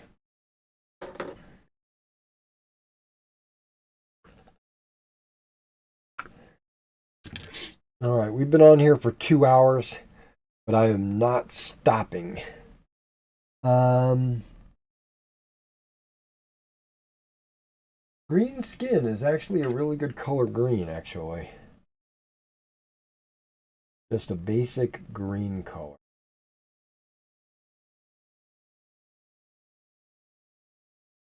Yep, we're going to use green skin to start, and I can always highlight it later. This doesn't need any green because of the secondary base that's already been completed is the lights. And then I'll need some red, and then I'll white tip some of them.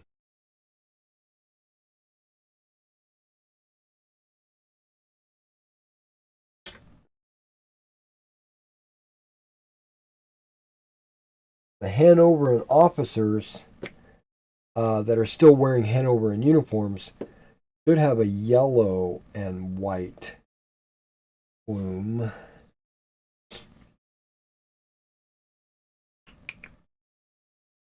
Because they wear yellow sashes and all that stuff.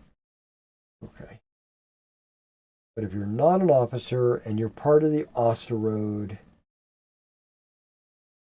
you're going to have a green pom-pom.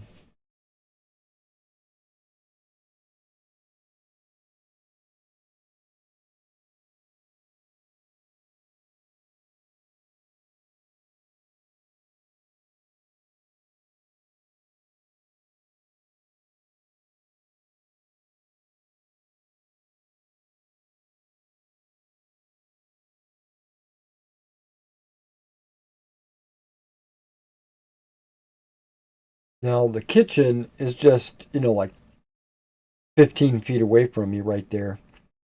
The door being no door, it's just a doorway.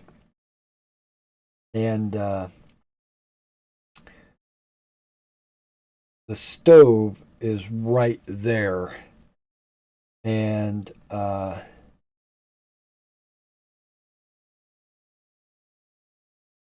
on top of a stove, you got a vent that goes up and out of the roof. And the top of that vent is a metal cover, that prevents water from coming down inside the vent and coming down and into the house. But what's funny is when it rains, it's like you can hear the drops hitting that metal cover. It's like it's projected down into the above the stove. So you hear this ding ding ding ding ding ding ding ding ding coming from above the stove. And I'm hearing that right now. I'm listening over there and I'm hearing this ding ding ding ding ding ding. So that just lets me know it's raining outside. It's like my rain indicator.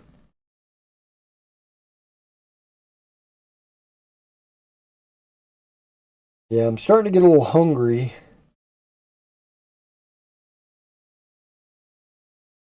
Uh, I'm not going to live stream it, I don't believe, but I will record anytime I work on my terrain. I'll record it and I'll upload it as a video. I don't think that I'll put it as like a project update. Even though it is a project update, it's going to be a separate project. It's not my... It's basically going to be a terrain building project.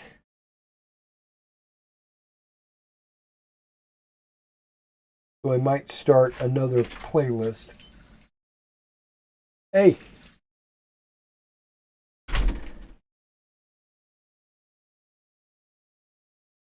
Stay dry. Yeah.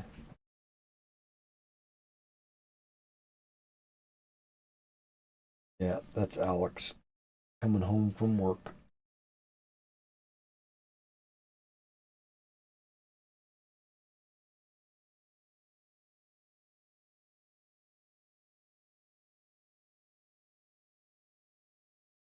Yeah, this green skin is actually working really good. It's a lot lighter than I remembered. Or maybe it's just pure green is what. It's not like hunter green or deep green. Just green. Okay, now this guy...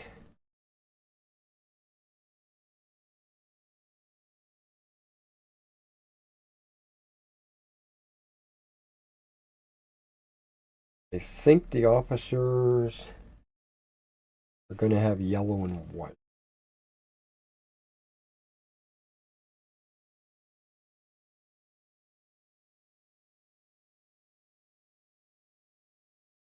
But the bugler, he'll still have green.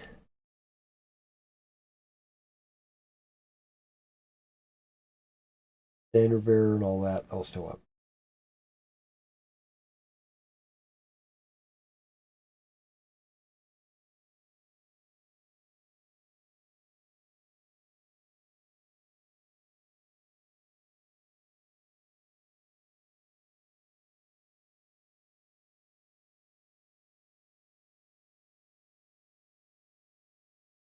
All right.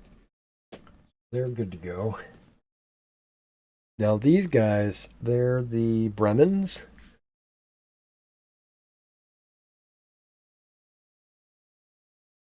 Bremen is also the same. Okay. Yep, they're... Because I think that this used to be a light battalion. It was converted into a line battalion. And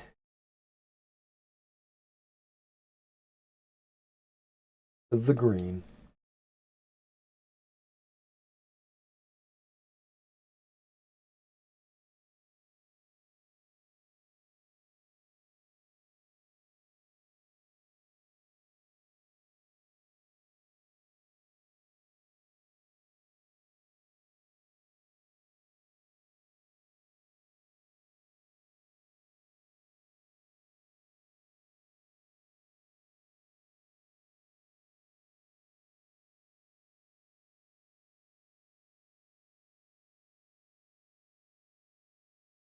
Now, luckily, none of these Shakos have cords.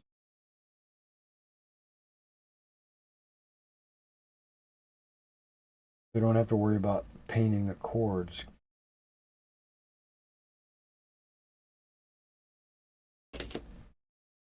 Now, even the red jackets are green pom-poms. Just not the officers. They're the yellow and white.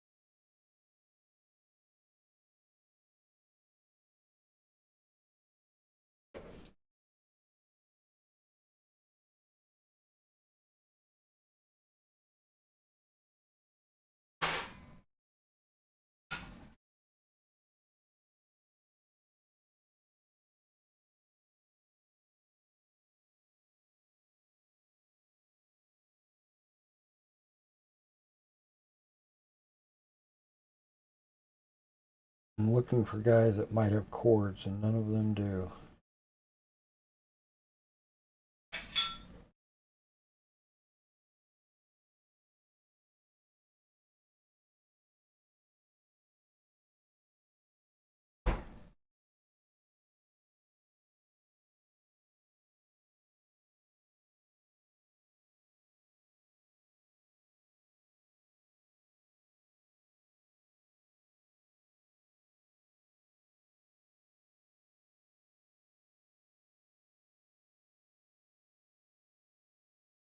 Okay, so I've got the ash gray out for highlights for the pants, and I'm now realizing that the bedrolls on their backs need to be painted.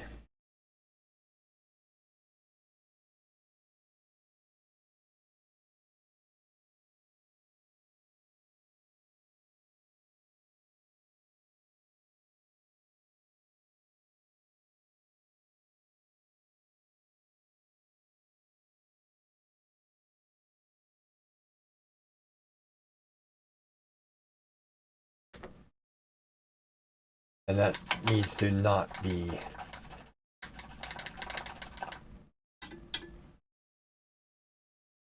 Leave this one over here. I'm gonna actually put these.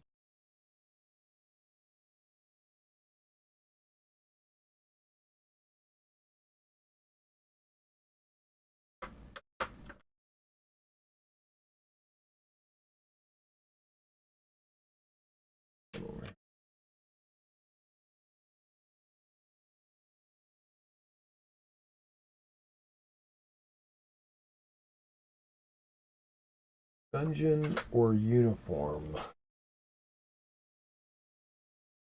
Uniform. Actual look.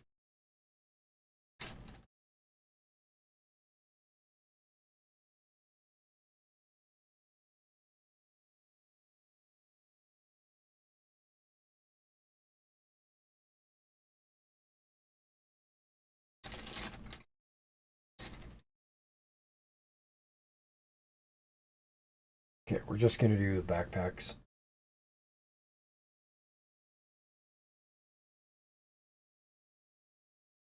No, we're not. We're not. We are going to do it, but I'm gonna touch up the red like I'm.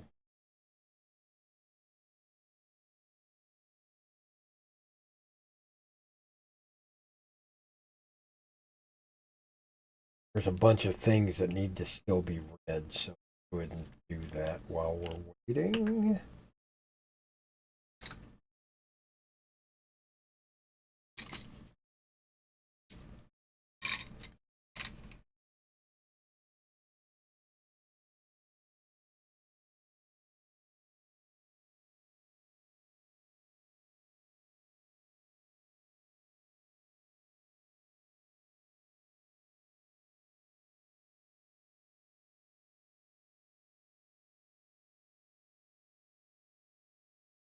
This is my new favorite color for red.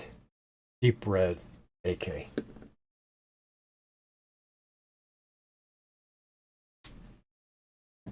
Okay. A little bit smaller.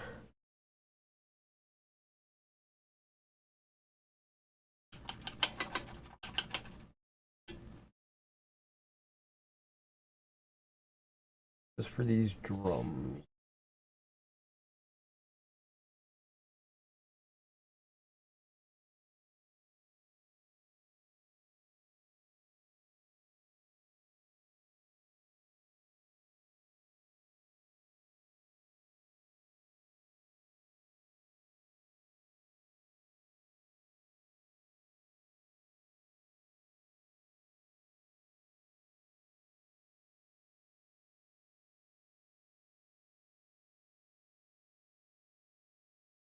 These guys have, the drums have red edging.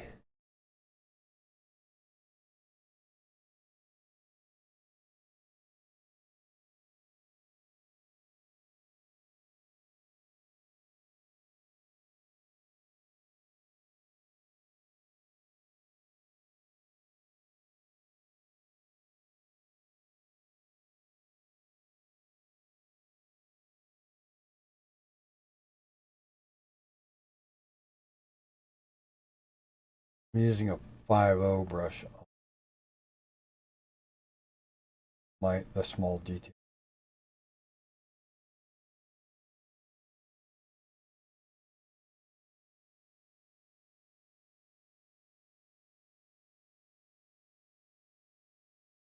That is edged.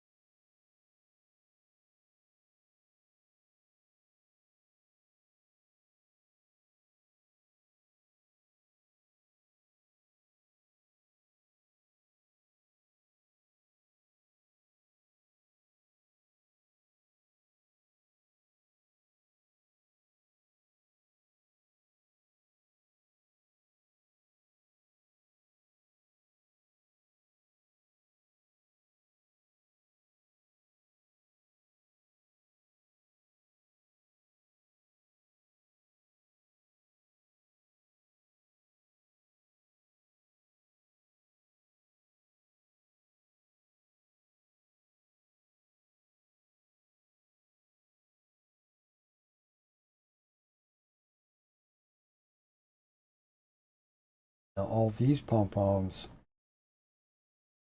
should be red with a white tip. So basically I just paint the entire pom-pom red.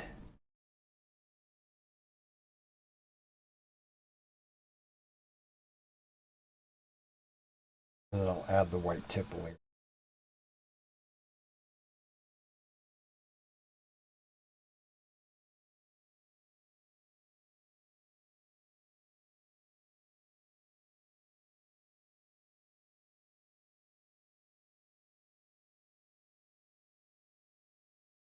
Double check the offers on this.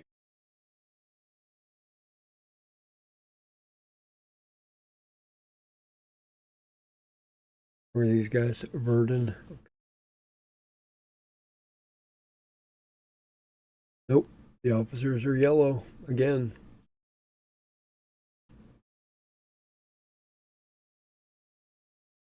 Okay. So all of them are yellow.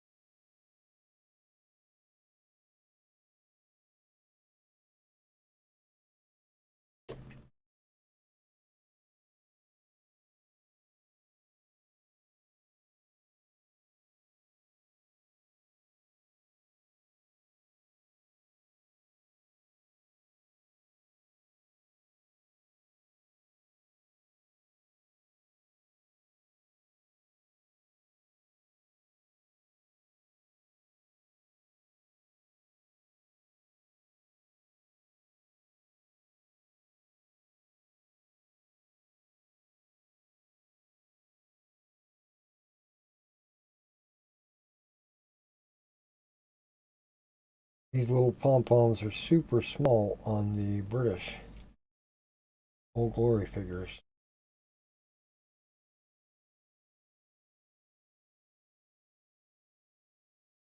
I thought they were bigger.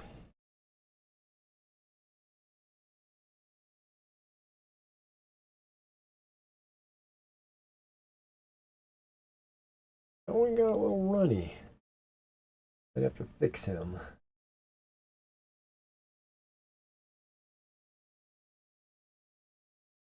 This is the future.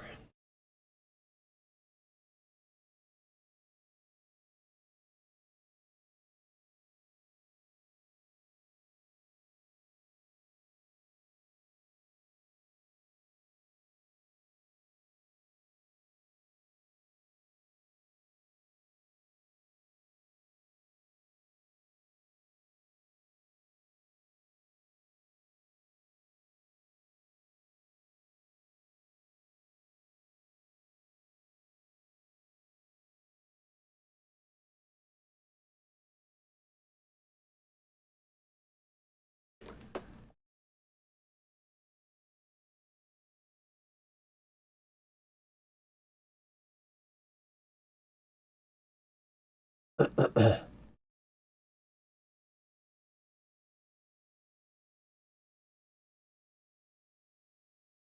on the Belgique Shaco, the plume is like on the side of the hat.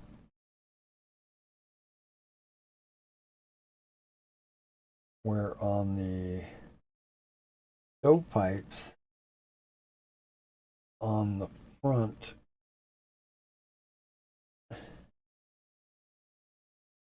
and above, where the Belgique, it's like right along the side.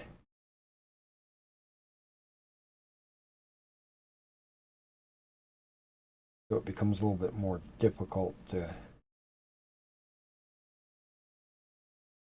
get to.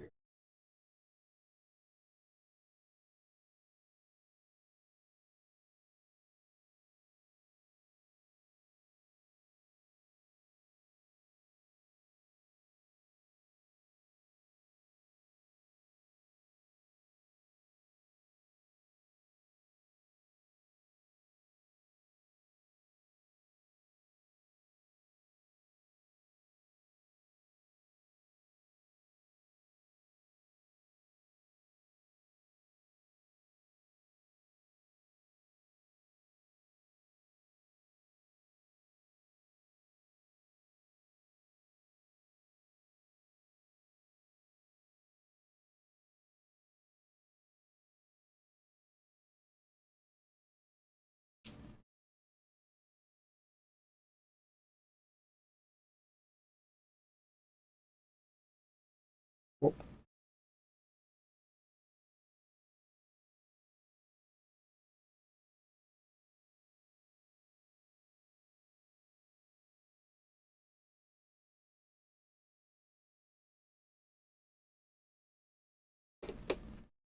In. Now, one of these guys, musicians, are supposed to have red cuffs.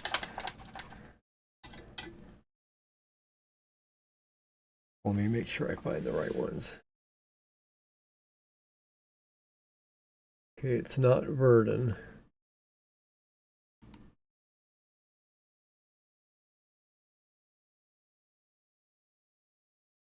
Not Bremen. It must be the Osterroads. It is. Okay.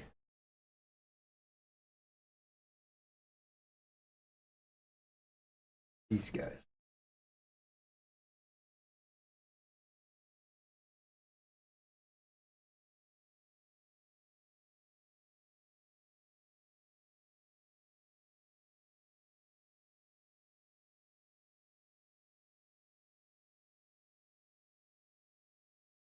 Looks like I'd already painted them black.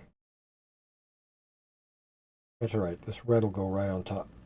This red got some good pigment, so it'll go right on top of this.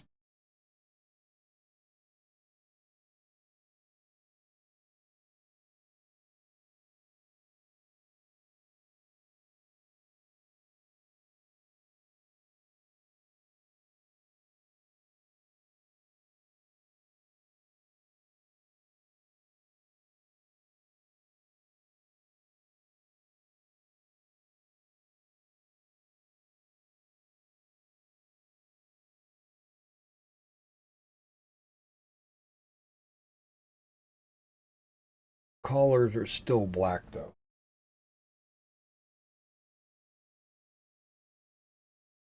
Then his shoulder wings are red as well.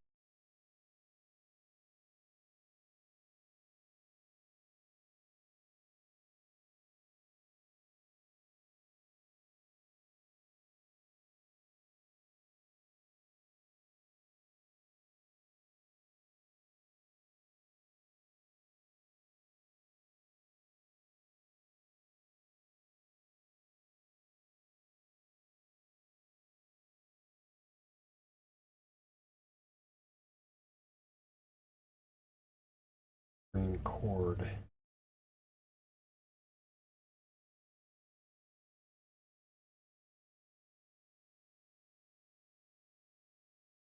That music good to go.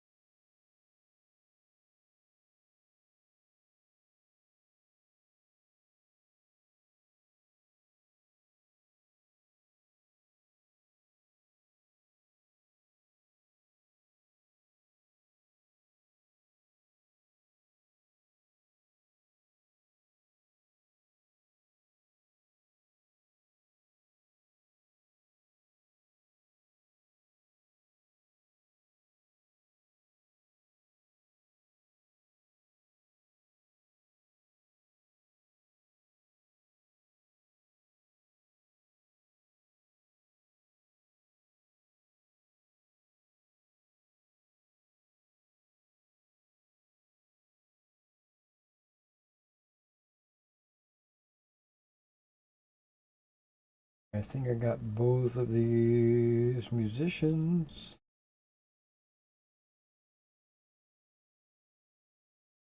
They're reds.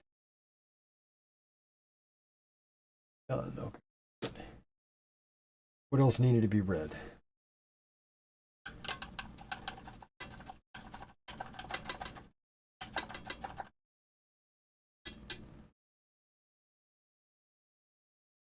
Okay, one of these guys, I'm just going off of memory.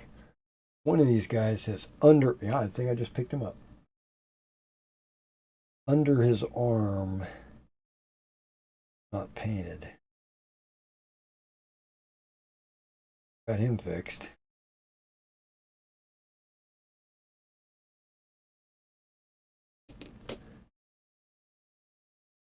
Other than that, I think that's all that needed to be read.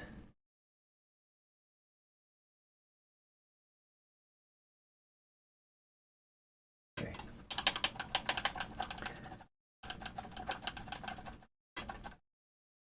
So I'm not painting everything white that needs to be white. I'm just doing the pom-pom. I'm just doing pom-poms right now. And then we'll go into uniform. We'll do uniform gray after the pom-poms.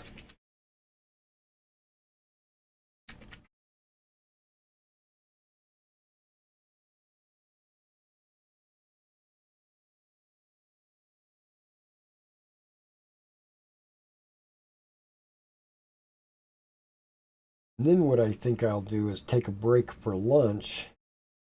And then after lunch, get back onto this. This won't be on camera. Camera. Okay. So the red pom-poms will get a white dot at the top.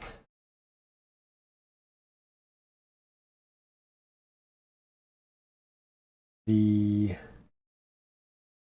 officers will get their entire pom-pom white, and then I'll put a yellow dot at the top.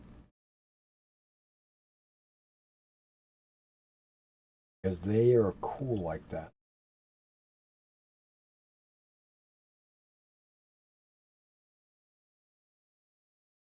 I'm considering painting their sashes white because yellow will go better on a white than it will on a red.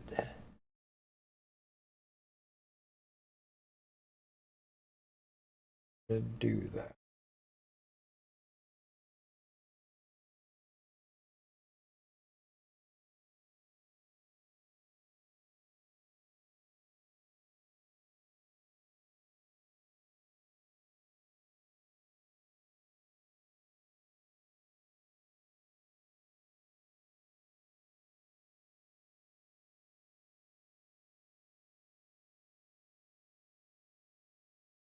Well, I am doing it.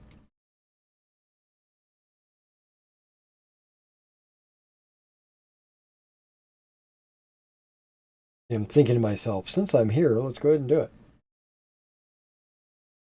Officer's gloves are white. I don't want to do all this sash, all these straps and slings and all that. Not just yet.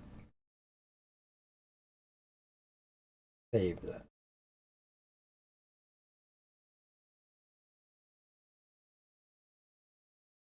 But the stuff that's going to be painted yellow.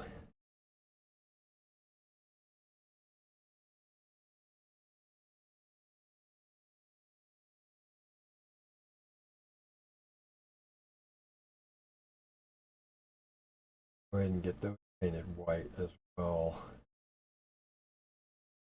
All right, that's, well, no.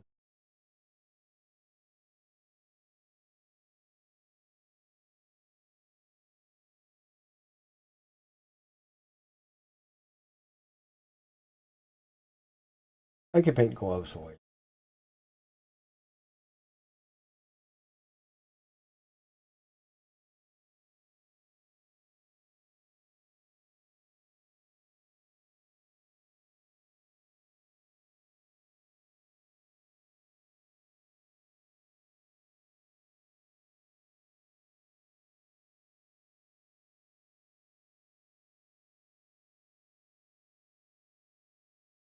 Okay, I see the officer and the NCO has yellow sashes. Okay.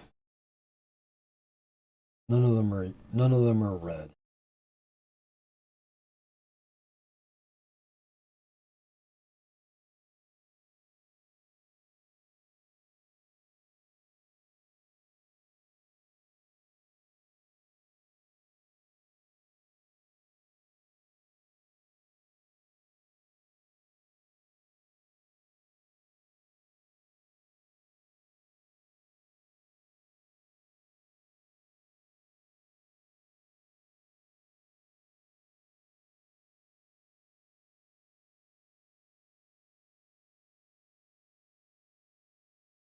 Okay.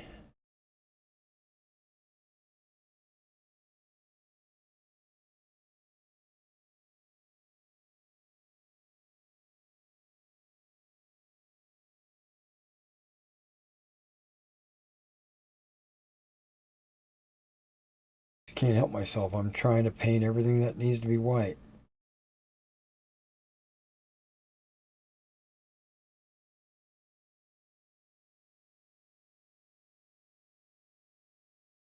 I need to stop. Ooh.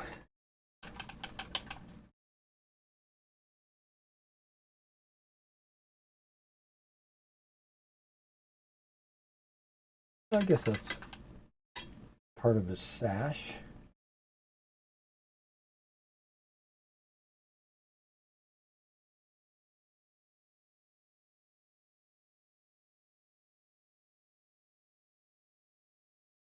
Okay, white tips.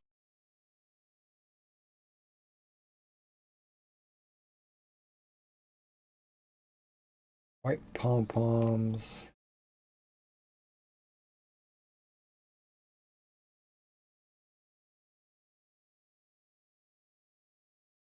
White sashes that will be turned into yellow.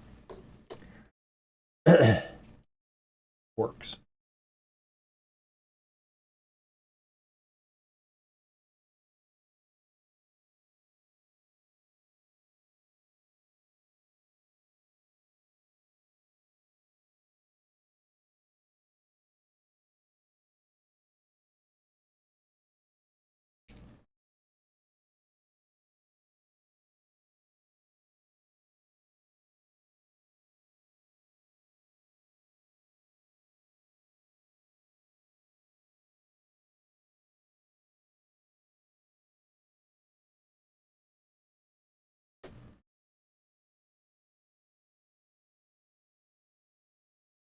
These units are starting to come alive.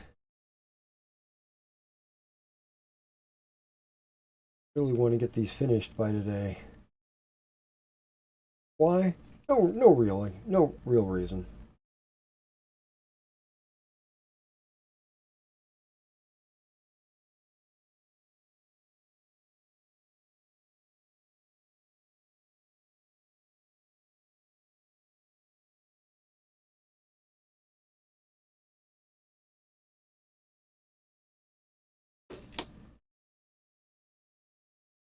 ones need white over here are the office.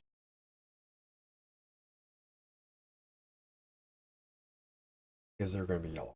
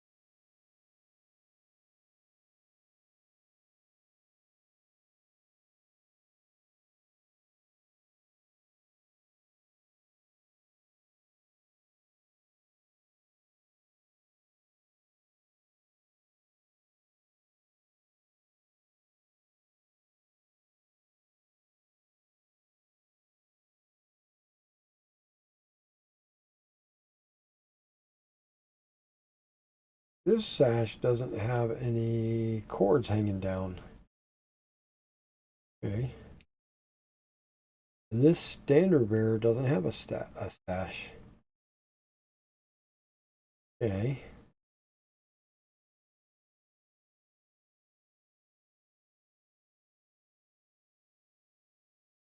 What about this office?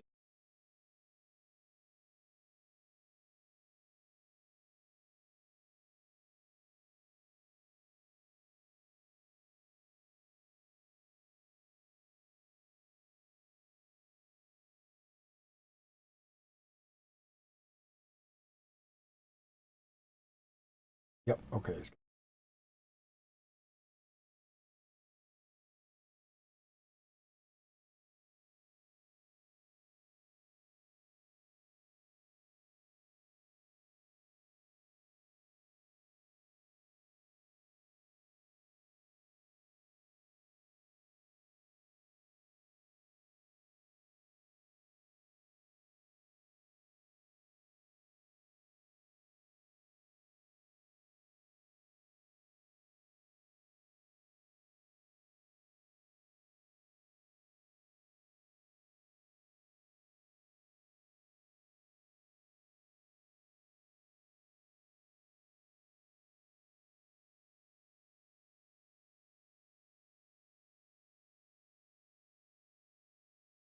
NCOs.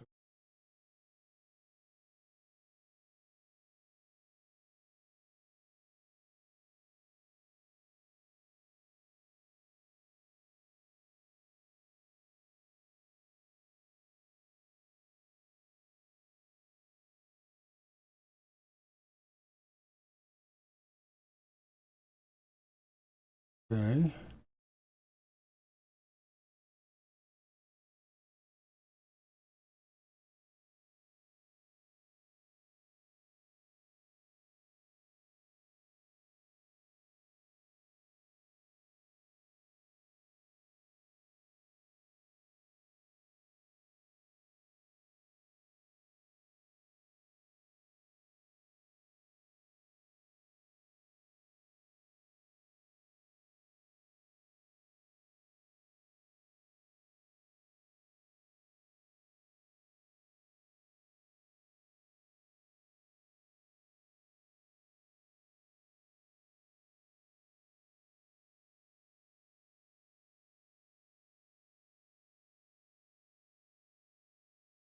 Right.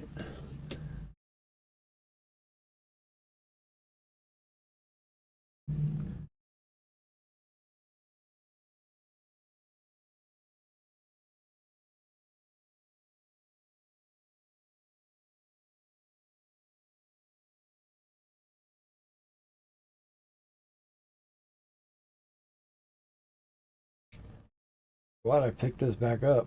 to do the gloves because I didn't realize I didn't touch the back of the sash.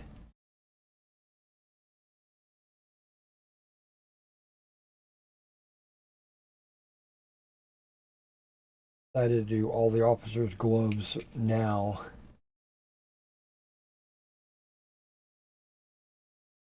Just while I'm thinking about doing them.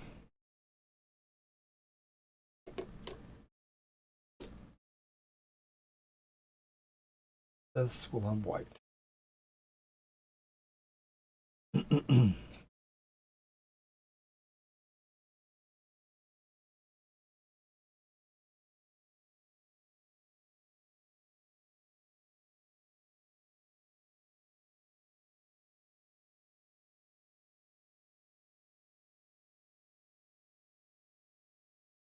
And this guy's got a cord.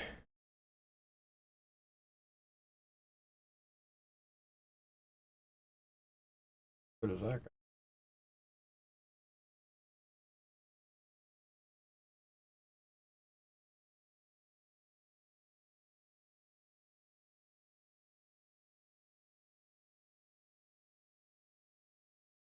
Sorry, there's not a whole lot of commenting right now. You guys are waiting for a blow by blow or something like that.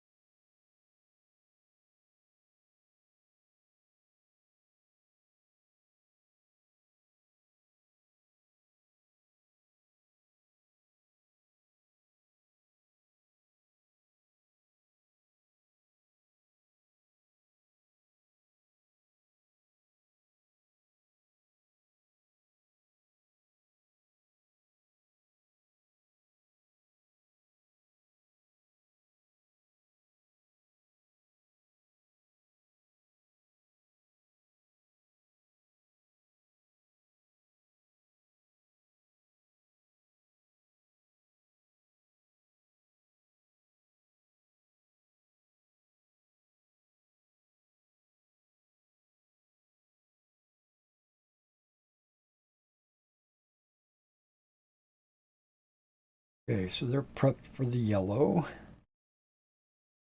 The NCO.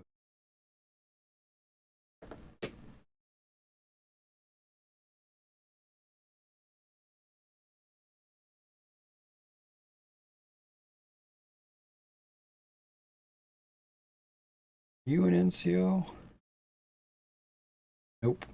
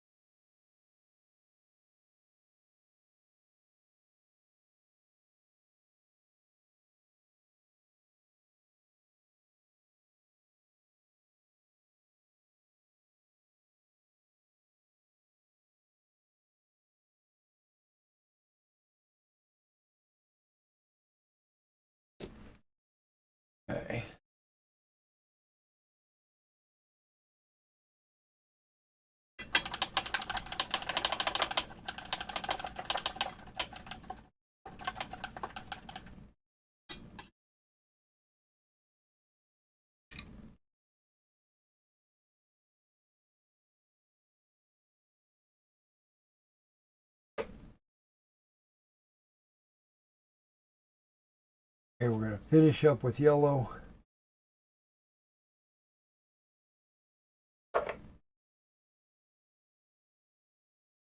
And then we'll be done.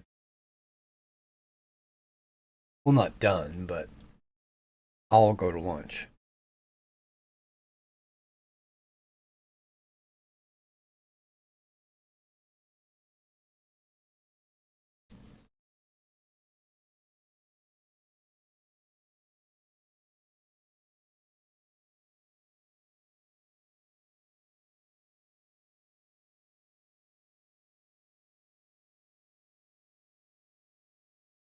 Really clogged?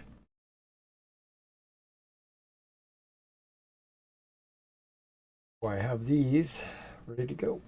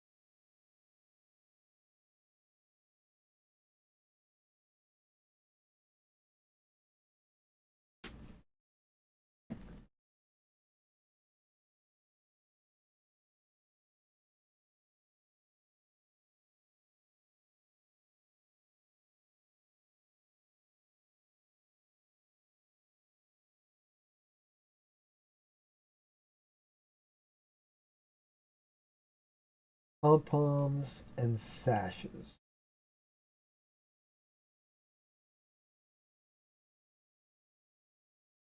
Little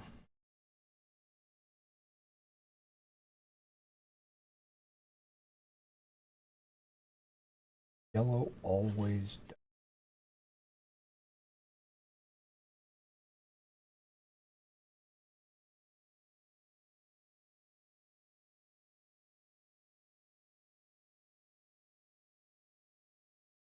That's why I had to prep the yellow areas with white first.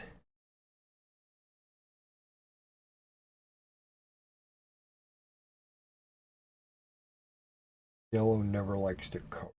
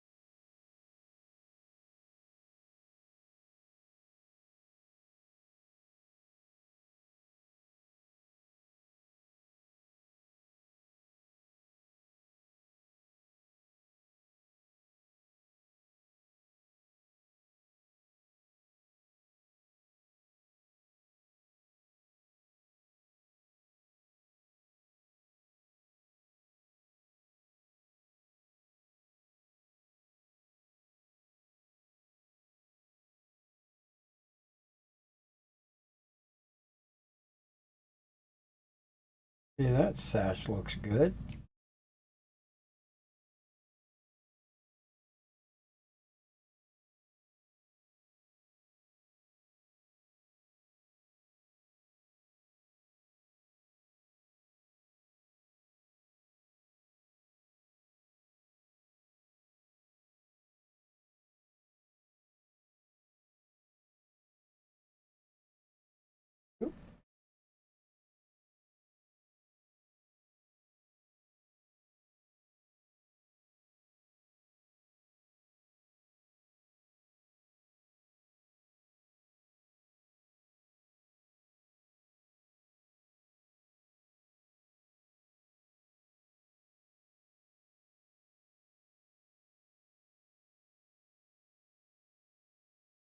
And that one looks good as well.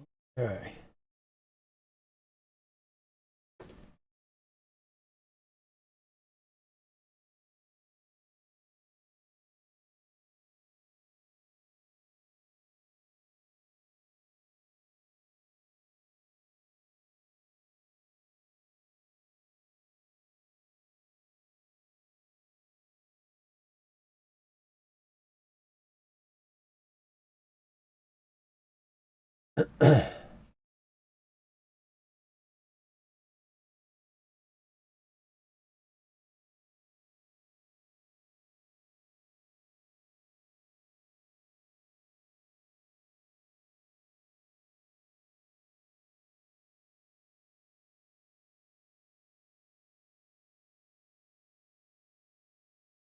Okay.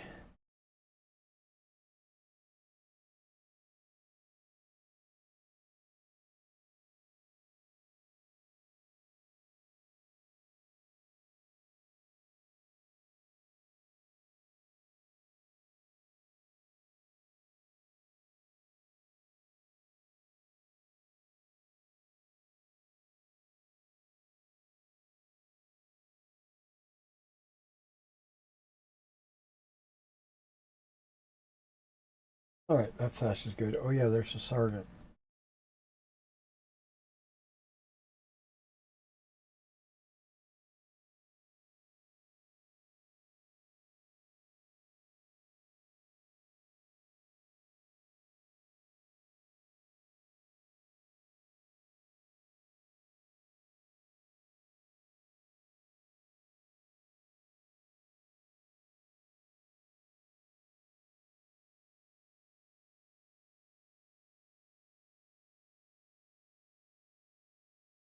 Officer sergeant.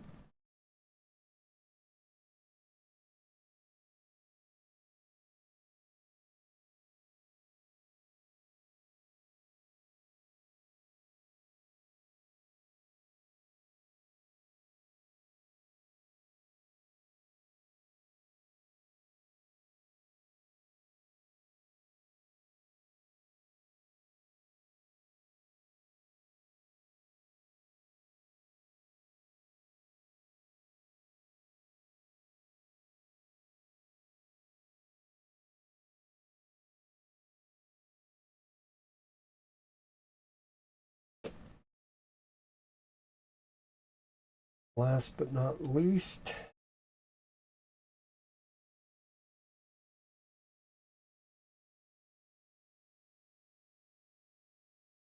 Burden.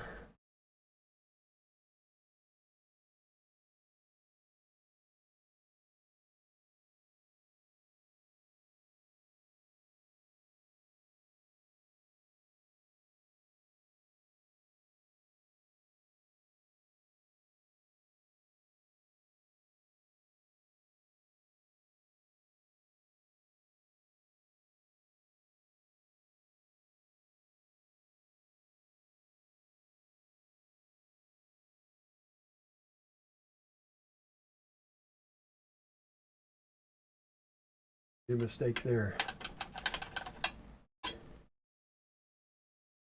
Soak that up. Actually, I can fix it when I'm painting the pants. Oh, there, never mind. It's fixed.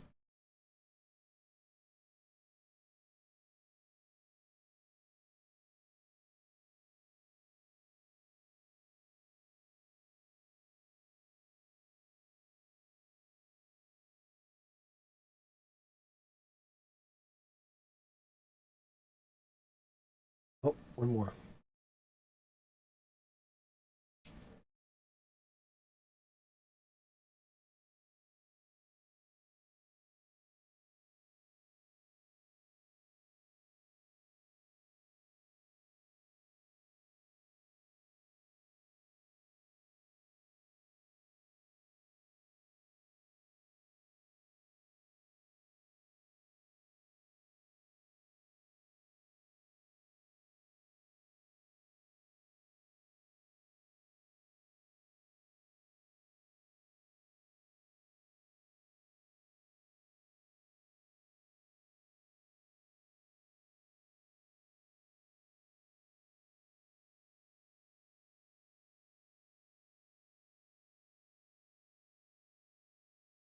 Okay, all the yellow is on.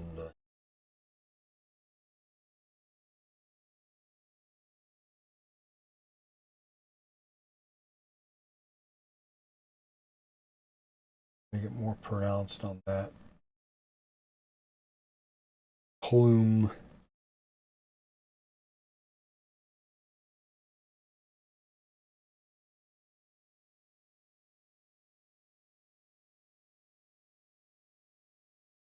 Okay. That's where I'm going to end today's stream. It's not where I'm going to end the painting, but I think I am going to work a little bit on the terrain boards tonight. Even though I don't got the 24 pack in yet till Sunday, I still have some leftovers, like 10. I want to see if I can take one of these foam boards, the 2x2s, and see if I can cut them into 1x1s effectively. I don't want to use my wire cutter because it'll actually take too much of the foam. When it cuts, it'll take too much. I'm going to take a knife and cut it as straight as possible, so that when I put it onto the MDF, it'll be nice and flush. That's what I hope. All right. I'm going to take some more aspirin or something for my headache, and I'll catch you in the next video. All right, take care.